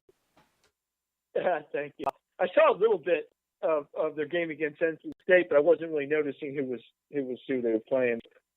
They took care of business, but I'm going to go with Colorado State. Colorado State's more exposed offense. I think what you're going to see there is Marshall didn't. Conference USA also this year was reception to AU, which is what Lane Kiffin brought to the table there. The league wasn't very strong. And Troy. Yeah. No, Troy's they're Conference USA. Troy's Sunbelt. Oh, they're Sunbelt. Yeah, you're right. No, you're right. North Texas is Conference. Yeah. So, or vice versa. Bowl is the Camellia Bowl. I got Arkansas State, and they play Middle Tennessee. I'm enamored with Arkansas State the last couple years. I'm looking forward to see what their quarterback does. I'm excited probably to be in the Shrine game. And I'm really interested in seeing where they go from there. He took Nebraska down to the wire. Obviously, Nebraska was not expected this year. It was destiny. I don't know. Depends who you ask, But that was kind of the game where people were like, that was the first game of the season, by the way. People were like, and I was like, hey, don't sleep on it.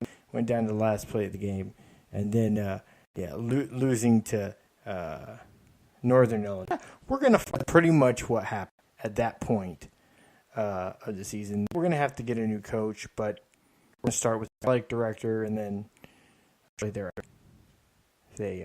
fire the athletic director. A coach about season had already crossed, so we're on the there. Oh, absolutely. I think that's probably a big win for Arkansas State. So, and the next one's the Boca Raton Bowl, which I put in credentials. I put in a credential for Boca Raton Bowl. And Akron. Akron has actually been one of those surprising teams. Next school. I got the neck going on here. Well, tell them about Akron. Besides LeBron James, what's up with Akron? I'm not picking against Lane Kiffin. Neither. I'm not. So Akron was a surprise. Akron coached by is that where Terry Bowden coaches? Let me double check. Mine isn't the greatest. They will have bandwidth to the two portals for video, but I know that for YouTube, I'm keeping on it, and that's struggling over there. Akron is coached by Terry Bowden. You've got Terry Bowden, former coach Auburn, took them 11-0 one season, against Lane Kiffin, former coach at USC, assistant coach at Alabama. I mean, you got a couple of coaching going on there, right? Yeah. I mean, Terry's father coached, Terry's brother coached, Tommy Bowden coached at Clemson and among other places. Lane Kiffin's father is the legendary, Monty Kiffin, still coaching, I believe. By the way, no, he's 60 seconds. He's an administrative quality control FAU. So he's back over there. So he was a coordinator until very recently, Yeah. bouncing around. Anyway, a little backstory on that game, right? A lot of coaching college history in pro football. But anyways, that's interesting. So, I'm going to go with Lane. I mean, what he did there, and I hope we talked about this, last week, right? Yeah. Ago about, his prospect. And, we came to the conclusion that 10 seconds. there a year or two. And then, if he shows the ability to stick around somewhere for 2-3 years and he starts winning there, of course, he's already begun winning there. What, 9-3 this year? 9-4? They won the conference. Boy, he could be back in the mix because, he'll be in his mid-40s and hopefully mature and all that stuff. But, I like FAU in this one, even though I'm picking against the MAC school, which is not normal for me. But I'm gonna go with FAU. I won't tell fellow Max that you for once. Yeah, I'll lose my MAC. You lose your Mac pack. I don't know. Mac patch doesn't sound as right. I don't know. Anyway, so that is December the 19th, which is a Tuesday. It's actually a Tuesday. So that'll be. We'll start with the next ones next week. So that'll start with because I was going to do the 19th, the Frisco Bowl and the Gasparilla Bowl, because the following bowls, it gets pretty deep between that Friday and Tuesday. There's a lot more significant games, but we'll get those for next week too. Okay, so you want to do two more? Two more? SMU SMU. Well, SMU lost their coach, right, to Arkansas. So Brad Moore's here. Did a pretty good job. We'll see on the recruiting trail. Those guys are. I mean, there's an early signing period now that ends December 20th. So I don't care. I think I mentioned earlier that some of the coaches probably weren't, but 18th. They all are. That's early recruiting period. So December 18th. So 18th, whatever it is. Most of these guys are all. Even Nick Saban, they're all hitting the recruiting because they only get 15 practices for bowls. So most of the kids are in the teams are in exams this week. So most of these coaches are hitting the road until they start practice after him. So I suspect to see some interesting just a week from yesterday, actually, the 18th. Get back to the game. SMU's a better team. The question is what they do, and SMU has named their new coach.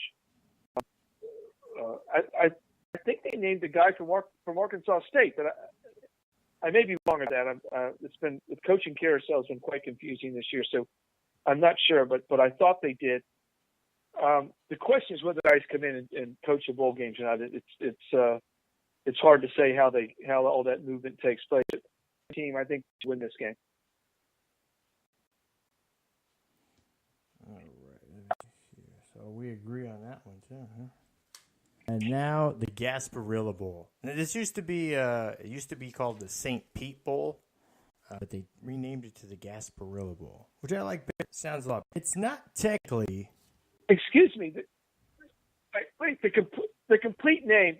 We got it. Because this may be the best bowl game of the year. The Bad Boy Mowers Gasparilla Bowl. You got the Bad Boy Mowers, which speaks for, and then you got the Gasparilla, which in that area we know what the Gasparilla Festival and the Gasparilla means down in the Tampa Bay area. So, name, are you going to see this game? I want to.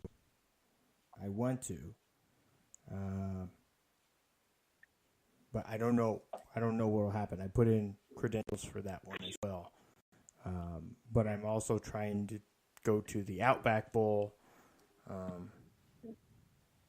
too. So it's just so many bowls lined up. And then on top of that, know I will be at the college football national championship game in Atlanta for media day. I know I'll be there for that. We're waiting to hear back if we're approved on credentials for the game. The thing is, like, media members. So kind of, because I know a lot of people are like, oh, well, if you credentials, then doesn't that mean there's a lot of different credentials that validate different access, everything from a parking spot to a press box to a field, a locker room, some encompassing, and say, hey, you go to media days, and then watch. That's kind of, or they'll have like the Super Bowl and the national. The Super Bowl has like they'll award credentials where people could, if you weren't there early enough to get into the stadium, they have off-site. They have some pretty nice setups for to be able to watch the game on television, but you get access to the presser afterwards. Would not go on the field, nor would you go to the locker room, but you would be able to join for the press. Just wouldn't be able to get into the wise. Again, there's different levels of credentials. So, but yeah, that's also the thing. So and then there's the Shrine game again. The week of the 20th, and the game is on the 20th. So the game as well. So it's kind of within the next 2 months. It's just a lot that's packed in a short period. So trying to make a couple of them. So we'll see what's approved for. And the Senior Bowl. I did email that we put in for you to get into the Senior Bowl, right? I think I sent that to you. Anyways. Well, that's all for the bowl games. We'll catch up more on that next. The next full slate, so probably Christmas. Christmas would be the next set.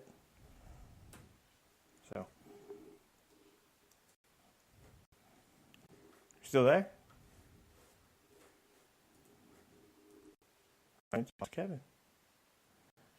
Hi,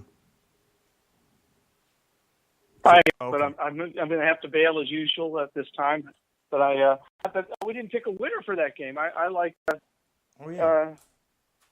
actually pick who wanted to win. I'll take Temple there. I mean, yeah, you're in a better conference. I'll take Temple. Yeah, I have Temple as well. Even though That's CAA. FIU played FAU kind of close a little while. I don't know if that's going to rub off in the game or not. But also, FIU is a shorter drive to get to Tampa. It is, but Temple's well coached, and they're a good. I think they'll grind it out. The bowl games are shoot, right? Yeah. And we preface the whole bowl. That's what's fun about it. Different coaches take a different philosophy. Yeah, it is. But different coaches take different philosophies because some coaches just coach for next season. They use those 15 practices to prepare for next year. The reward for some of these kids that have been there for 4 years, the seniors get kind of a pass because, last game they're going to graduate, gone. And the real focus is on preparing for next season. That's what some coaches do. Other coaches just prepare like it's another football game. And nobody knows. You just don't know how it's going to work. I have approaches. I have coaches how they prepare for that. You've got a really young team. You're probably preparing for next year. You have a veteran. This guy's off in style, right?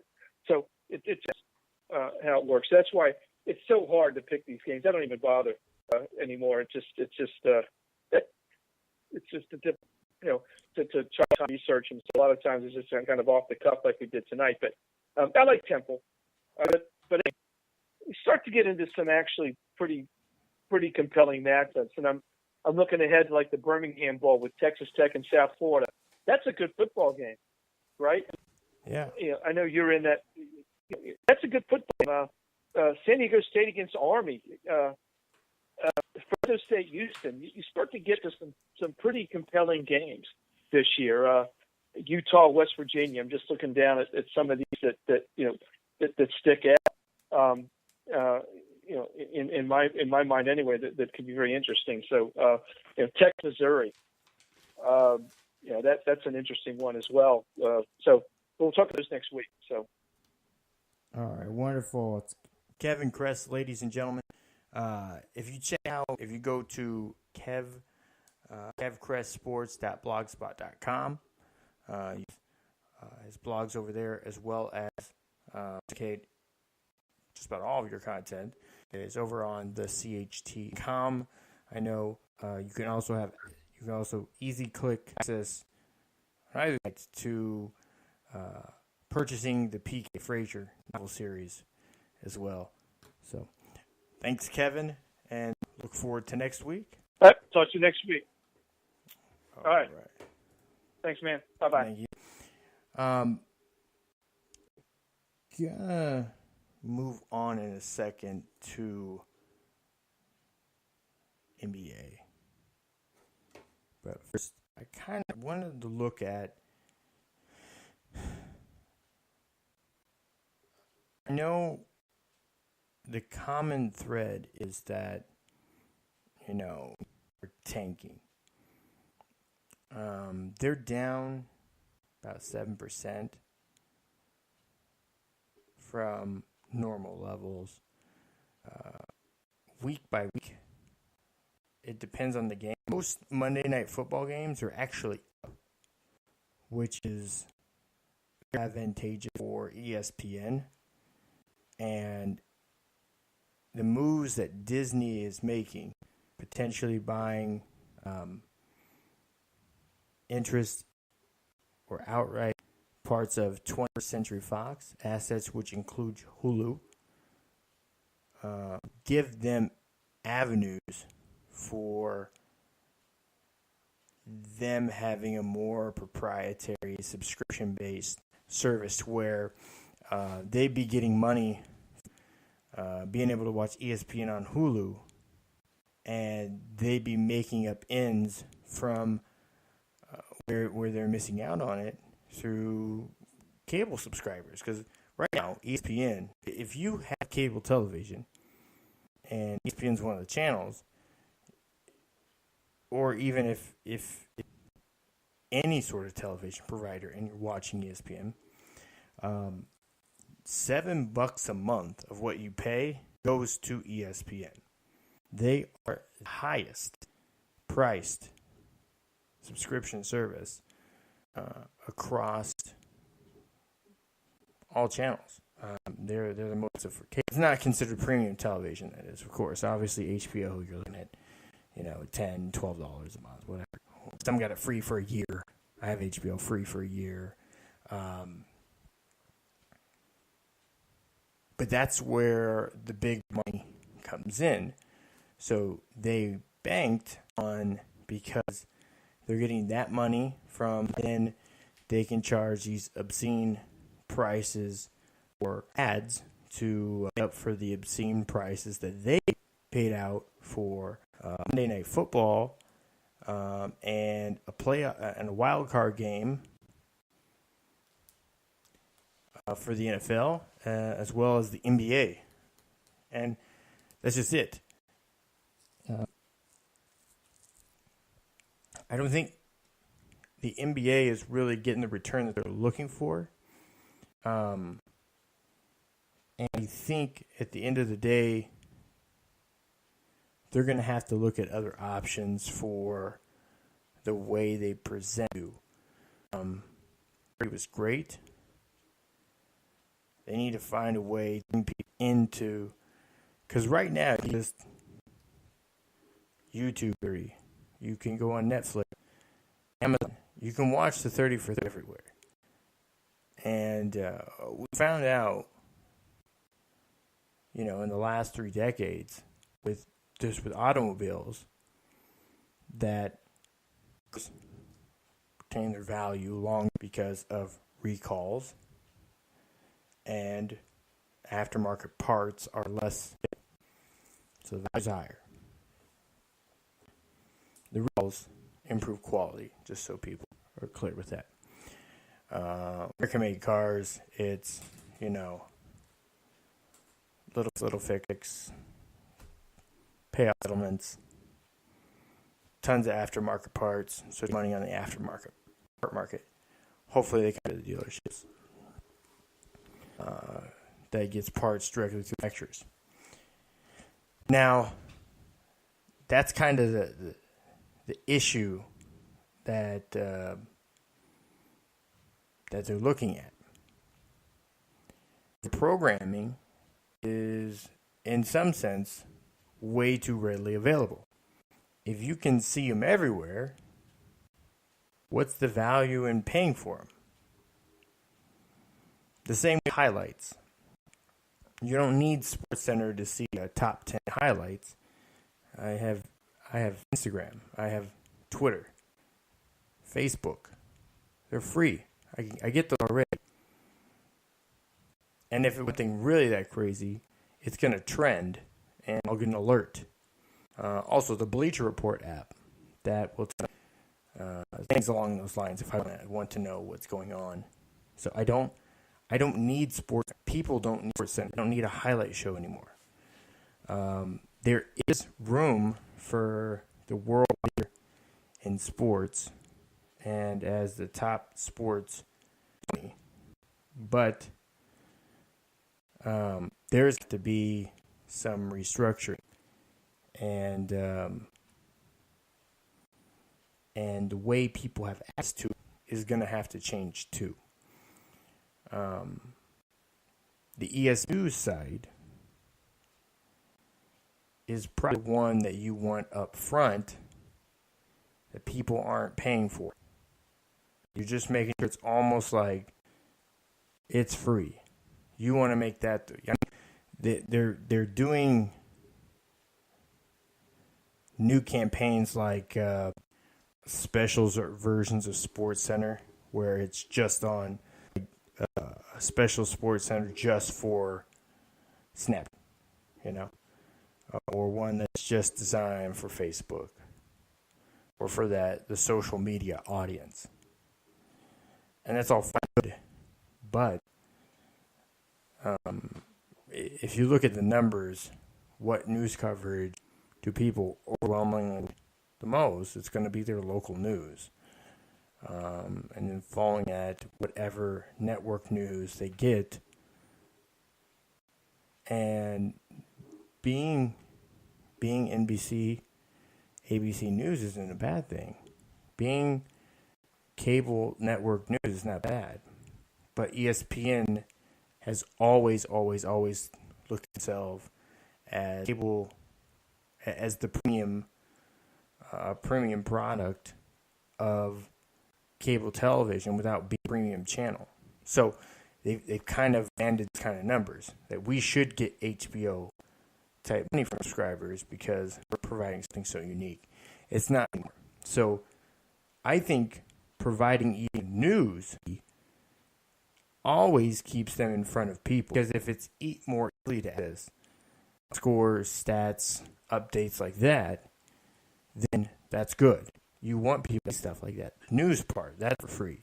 That's out, because that's keeping people engaged. That is your advertising. Your news program, SportsCenter, and SportsCenter should just be a standalone 24-hour news channel. And cycle it through like that. The shows that they have on there, First Take, stuff like that. But if you want First Take to be more, that's kind of an angle you got to look. What show to keep there? What do you accompany with the news? And that's the troubling part. The most watched show on ESPN across all their shows is First Take. It has a time slot, though, too. It's kind of like almost like that morning drive spot where people are, for the most part, tuned into that. So I would look for that show to be available more. If it's getting that kind of numbers, they're probably going to try to capitalize on it and put it more on the premium side of it. But there's a lot of growth and there's a lot of opportunity. And I know there's naysayers out there saying, "Oh, they're sinking. They're going to go under." Listen, I think a point in time where people get either by or by epiphany, they realize they have to end, and necessarily innovating in the way that they are isn't exactly how it should be. They expand in a lot of ways. I know they just laid off 150 people. That's like 70 people more than I heard that they were going to lay off. Ended up being 150 people, basically all people behind the scenes for one. And again, they didn't lay this person. Again, I don't want to broadcast out there how our career changes in January, but those are the layoffs. So they're essentially the people that got walking papers. There's people like this particular woman I'm thinking of. She's not getting laid off as much as just not going to renew her contract. So that isn't even figured into the 150 people. Those 150 people are already started through the process of getting laid off since just before Thanksgiving. Or just the day after Thanksgiving. I think it was the day after Thanksgiving. Let's go back. It's on the website.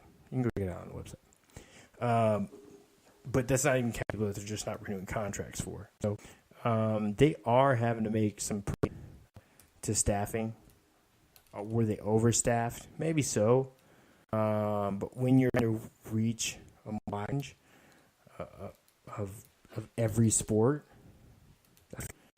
and ESPN, they're not going to be able to put people on without hiring them because they want to have control of the content and the editing process and the copyright. So they're going to pay people so they can make sure that it's done in a certain way. And that's things that also, you don't see FanRag, FanSided, SB Nation, sites like those that are more fan blogs. They have their columnists and staff writers too, but Bleacher has been like that too in the past. Just a big sports fan could be the one writing it. Doesn't have to be somebody that's deeply ingrained in the team. It could just literally be a fan. A headline, or they get an update from radio, and they just go right about it and post it. So it's a lot of managing small blog sites and building it out from there, like team sites and stuff like that. So again, ESPN that's not how they have structured their station. It's a journalist. They're ingrained in journalism, so they're looking for journalists, writers, broadcasters, anchor people, producers, and stuff like that to hire.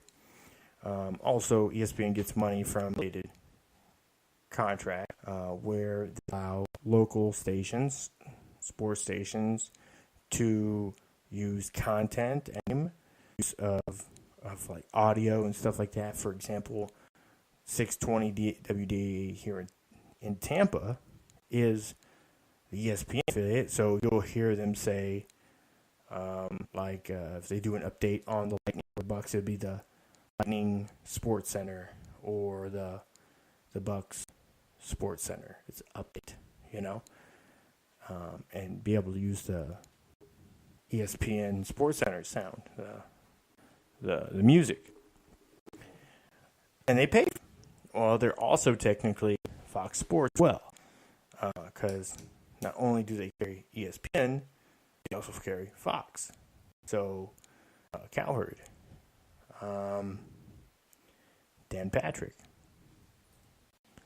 So,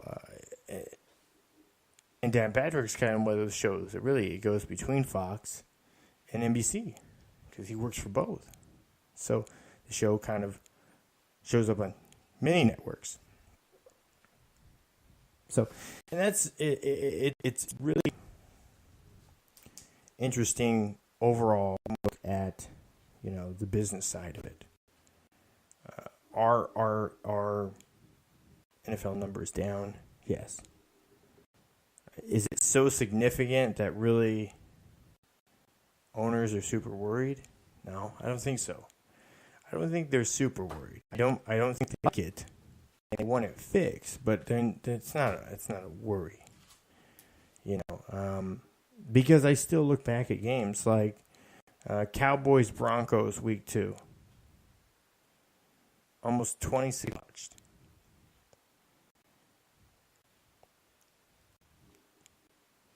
Almost 26 million people. That's a week 2 game on Fox. Week 1 Cowboys, 24.4 million. And yeah, sure, there's some snoozers in here for some 8-9 million numbers in here. But so the numbers for regular games, the series.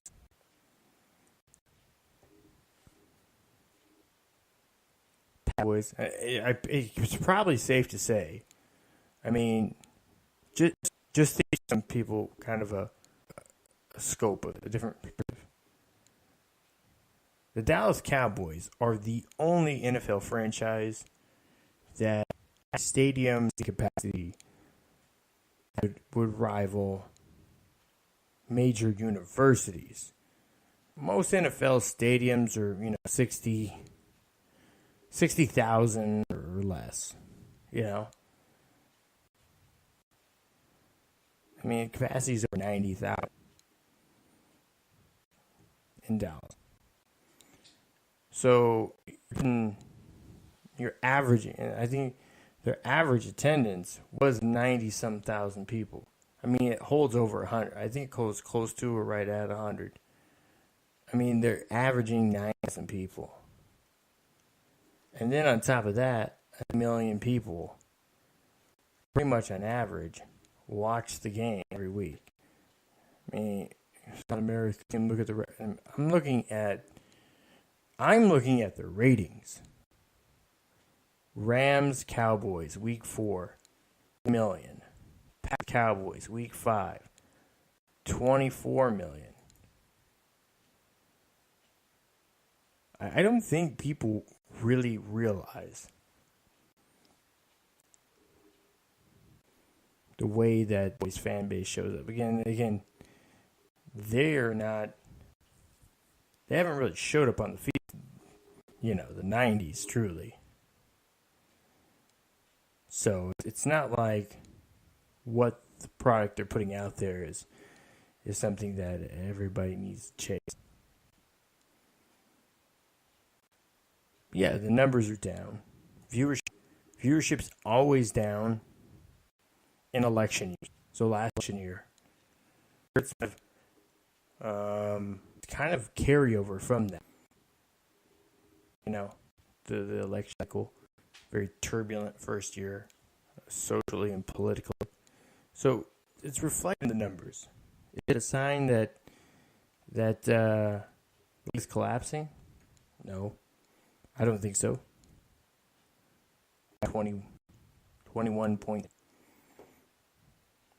Cowboys Redskins, week 8, 2 million. Like I said, the one show that is actually rebounded pretty well has been Monday Night Football. Thursday Night Football has been more moneymaker with the advent of adding Amazon. So CBS, Amazon all broadcast the Thursday Night Footballs. So again, looking at games on increased viewership. It's between like 10 and 20% increased viewership after adding on Amazon. Those Prime members are getting it for free. Additional, I guess no additional. Falcons, Cowboys, 22 million. Cowboys, Eagles, week 11, 21 million. Patriots, Raiders, week 11, 19. Sure sounds like a lot watching football. Not really.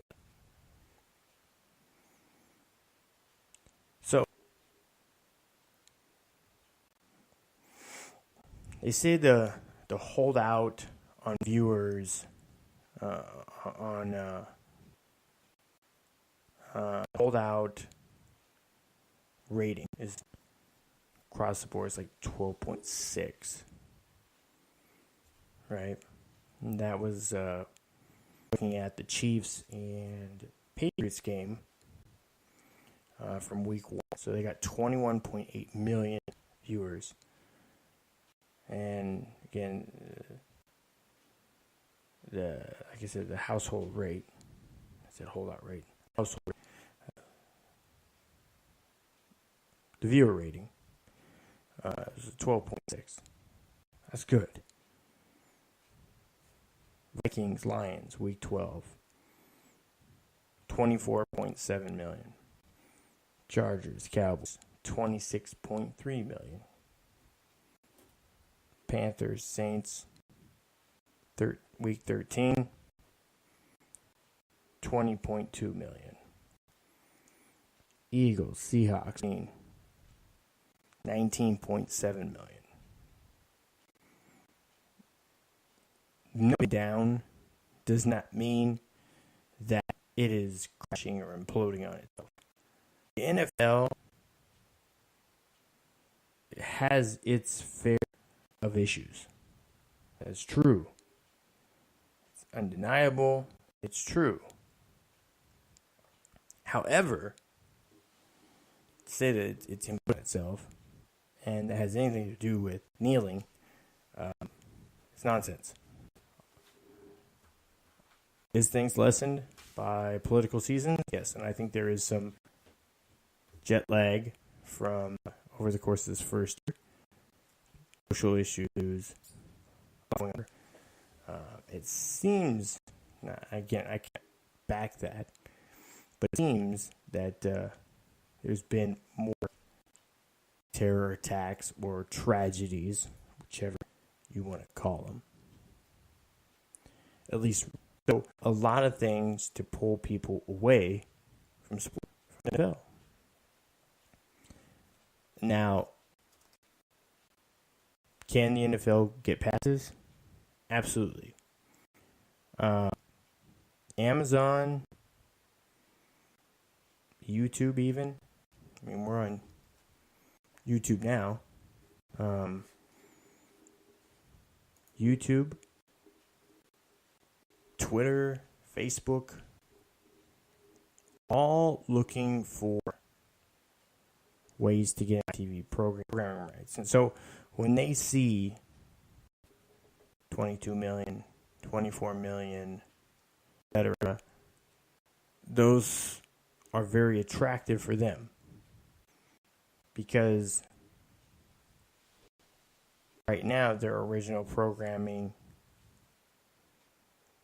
they found ways to, and show it. So as long as Netflix and stuff like that, they can come out with these original series. And they're a little shorter. They're like 10, 12 episode seasons, which is, I guess, a little bit more unique. It can work. And I think if the NFL gets back into that, I thought, obviously, Playmaker got shut. ESPN had something good there, and it got shut down. Now, Ballers, it is very similar in a lot of ways, and they actually use them I'm not going to can do that and not get in trouble. It's a pretty good show. So doing stuff like that, working with stuff like that, I think Hard Knocks is really good. Amazon has their version of Hard Knocks, but it's for a full season. I can't remember what it's called. It's good. I watched the first thing was the Arizona Cardinals. So just so guys, ESPN not folding, and neither is the NFL. There's still two of the largest sports, just like Nike, in the world. So because they have such strong brand, they have time and they have ability to mold themselves and innovate in ways. So it's a matter of time. They can have Sports Illustrated had their own issues. Money in quarterback was one of those things that have helped tremendously. I mean, obviously, you see, I'm one of the last 14 people, 20 people. I don't know. There's a script to Sports Illustrated. I even see some of my collection of these are all Sports Illustrateds up here. So, obviously, it's what I have been getting the magazine for a while, and I did. And bounce back. They can innovate. There are ways for them to improve. So I'm not worried about them. There'll be ebbs and flows. It's all relative. It'll come back around. I mean, it's funny. I mean, what was it? I was looking through a few months ago an issue of Sports Illustrated from 92. What is the NFL going to do? It's basically what the title is. How is the NFL ever going to be able to overcome being boring? I mean, kind of figured some of that out, didn't they? It's funny how some of the articles seemed, recycled. How are they going to ever overcome or Tiger's back? I think it was an article from 2013. Tiger Woods back. Not referring to his back, like his back. His repaired back. It's like he has returned. I've seen a couple that are the U back questions here. All right. I'm gonna move on to topic, but I just kind of wanted to clarify that. I was looking over the notes again, as I usually do. Yeah. So, in a business move, in a brand move, and from people I've talked to around the NBA, the move to have LaMelo Ball and Leandro Ball, both from high school, and both from UCLA, signing pro contracts in Lithuania for a team that has no general manager. I understand that the coach isn't even hired on a full-time basis. How this truly helps them, I'm not fully aware of, because this does not seem to be the most advantageous situation for them to get into. Does it give them an option to build their brand and overseas? But we're not even talking about a premier team, premier league. Again, I said that they have no general manager, and the coach doesn't even work full time. So it's less equipped than a community college, but they're going to get paid, And obviously the team sees an upside because they get some from it. But I don't think, again, when Brandon Jennings decided to Europeans, and they pay really close attention to basketball, specifically recruiting for high school, especially if one of those kids are interested in going into Europe. They're very interested in that. So when Brandon Jennings decided to go to Europe and play in Europe and make money versus going to college, it was different. I think it's the smartest move because you're developing more basketball skills and you're getting paid. If you want to stay home and get paid with an education instead of with money, do that. Stay here. There's a lot of good college coaches at the top programs if you feel you're a one and done. If not, go to Europe. Go to Venezuela. Go to Puerto Rico, Australia, China.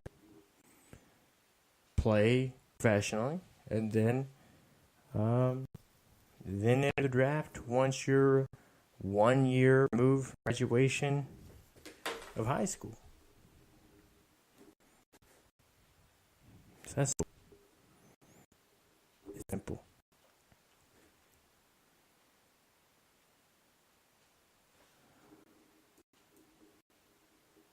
All right. I lost my screen again. Yeah, mine's not showing up.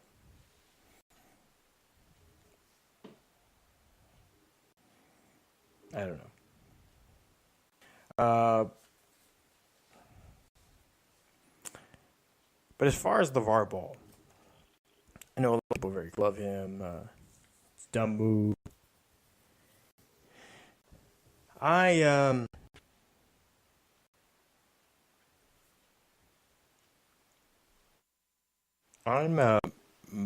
reserving my criticism. I'm more of an observer, an onlooker, because I don't think the stuff he's said or stuff he's done, for the most part, has really deserved the outrage. He's simply in a situation, and with his actions, has kind of turned an institution, and I don't necessarily mean a specific institution, but the institution of norm, and it has turned it on its head. It would be very tough for him to get LaMelo to past the NCAA to get him in. The kid has his own shoe. That's his likeness. That disqualifies him. That alone. So, homing in, signing in Europe, it's a different route. I think that is necessarily the best way. I don't, all the NBA people I've talked to don't see this as a positive. They see this potentially exposing the Ball family and foiling the work and progress that they've gotten from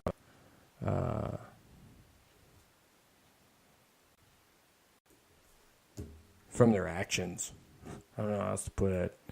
Their father has done a lot of voting, and it could be all for naught, according to some executives, agents, and scouts that I've talked to. So you is wait and see. But that's gonna do it for the show tonight. So be sure to go and like, follow our pages on social media. You can catch this show on the upper left-hand corner listen tab. You can listen to all the shows, Cold Hard Truth on Sports, as well as The Box, which is every Sunday from 7:30 to 9:30. 11 on Wednesdays, we have Take This L.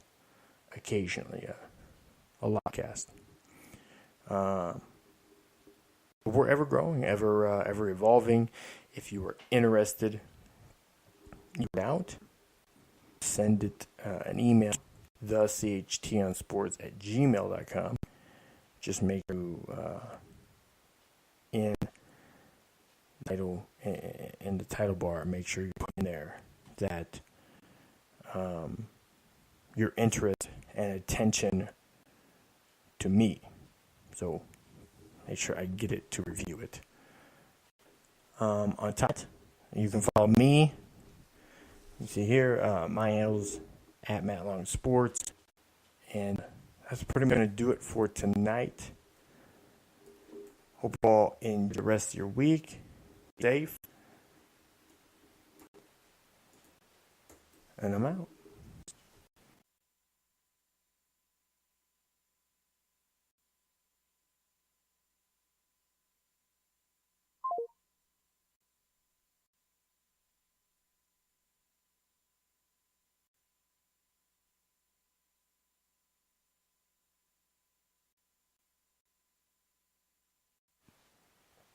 All right, so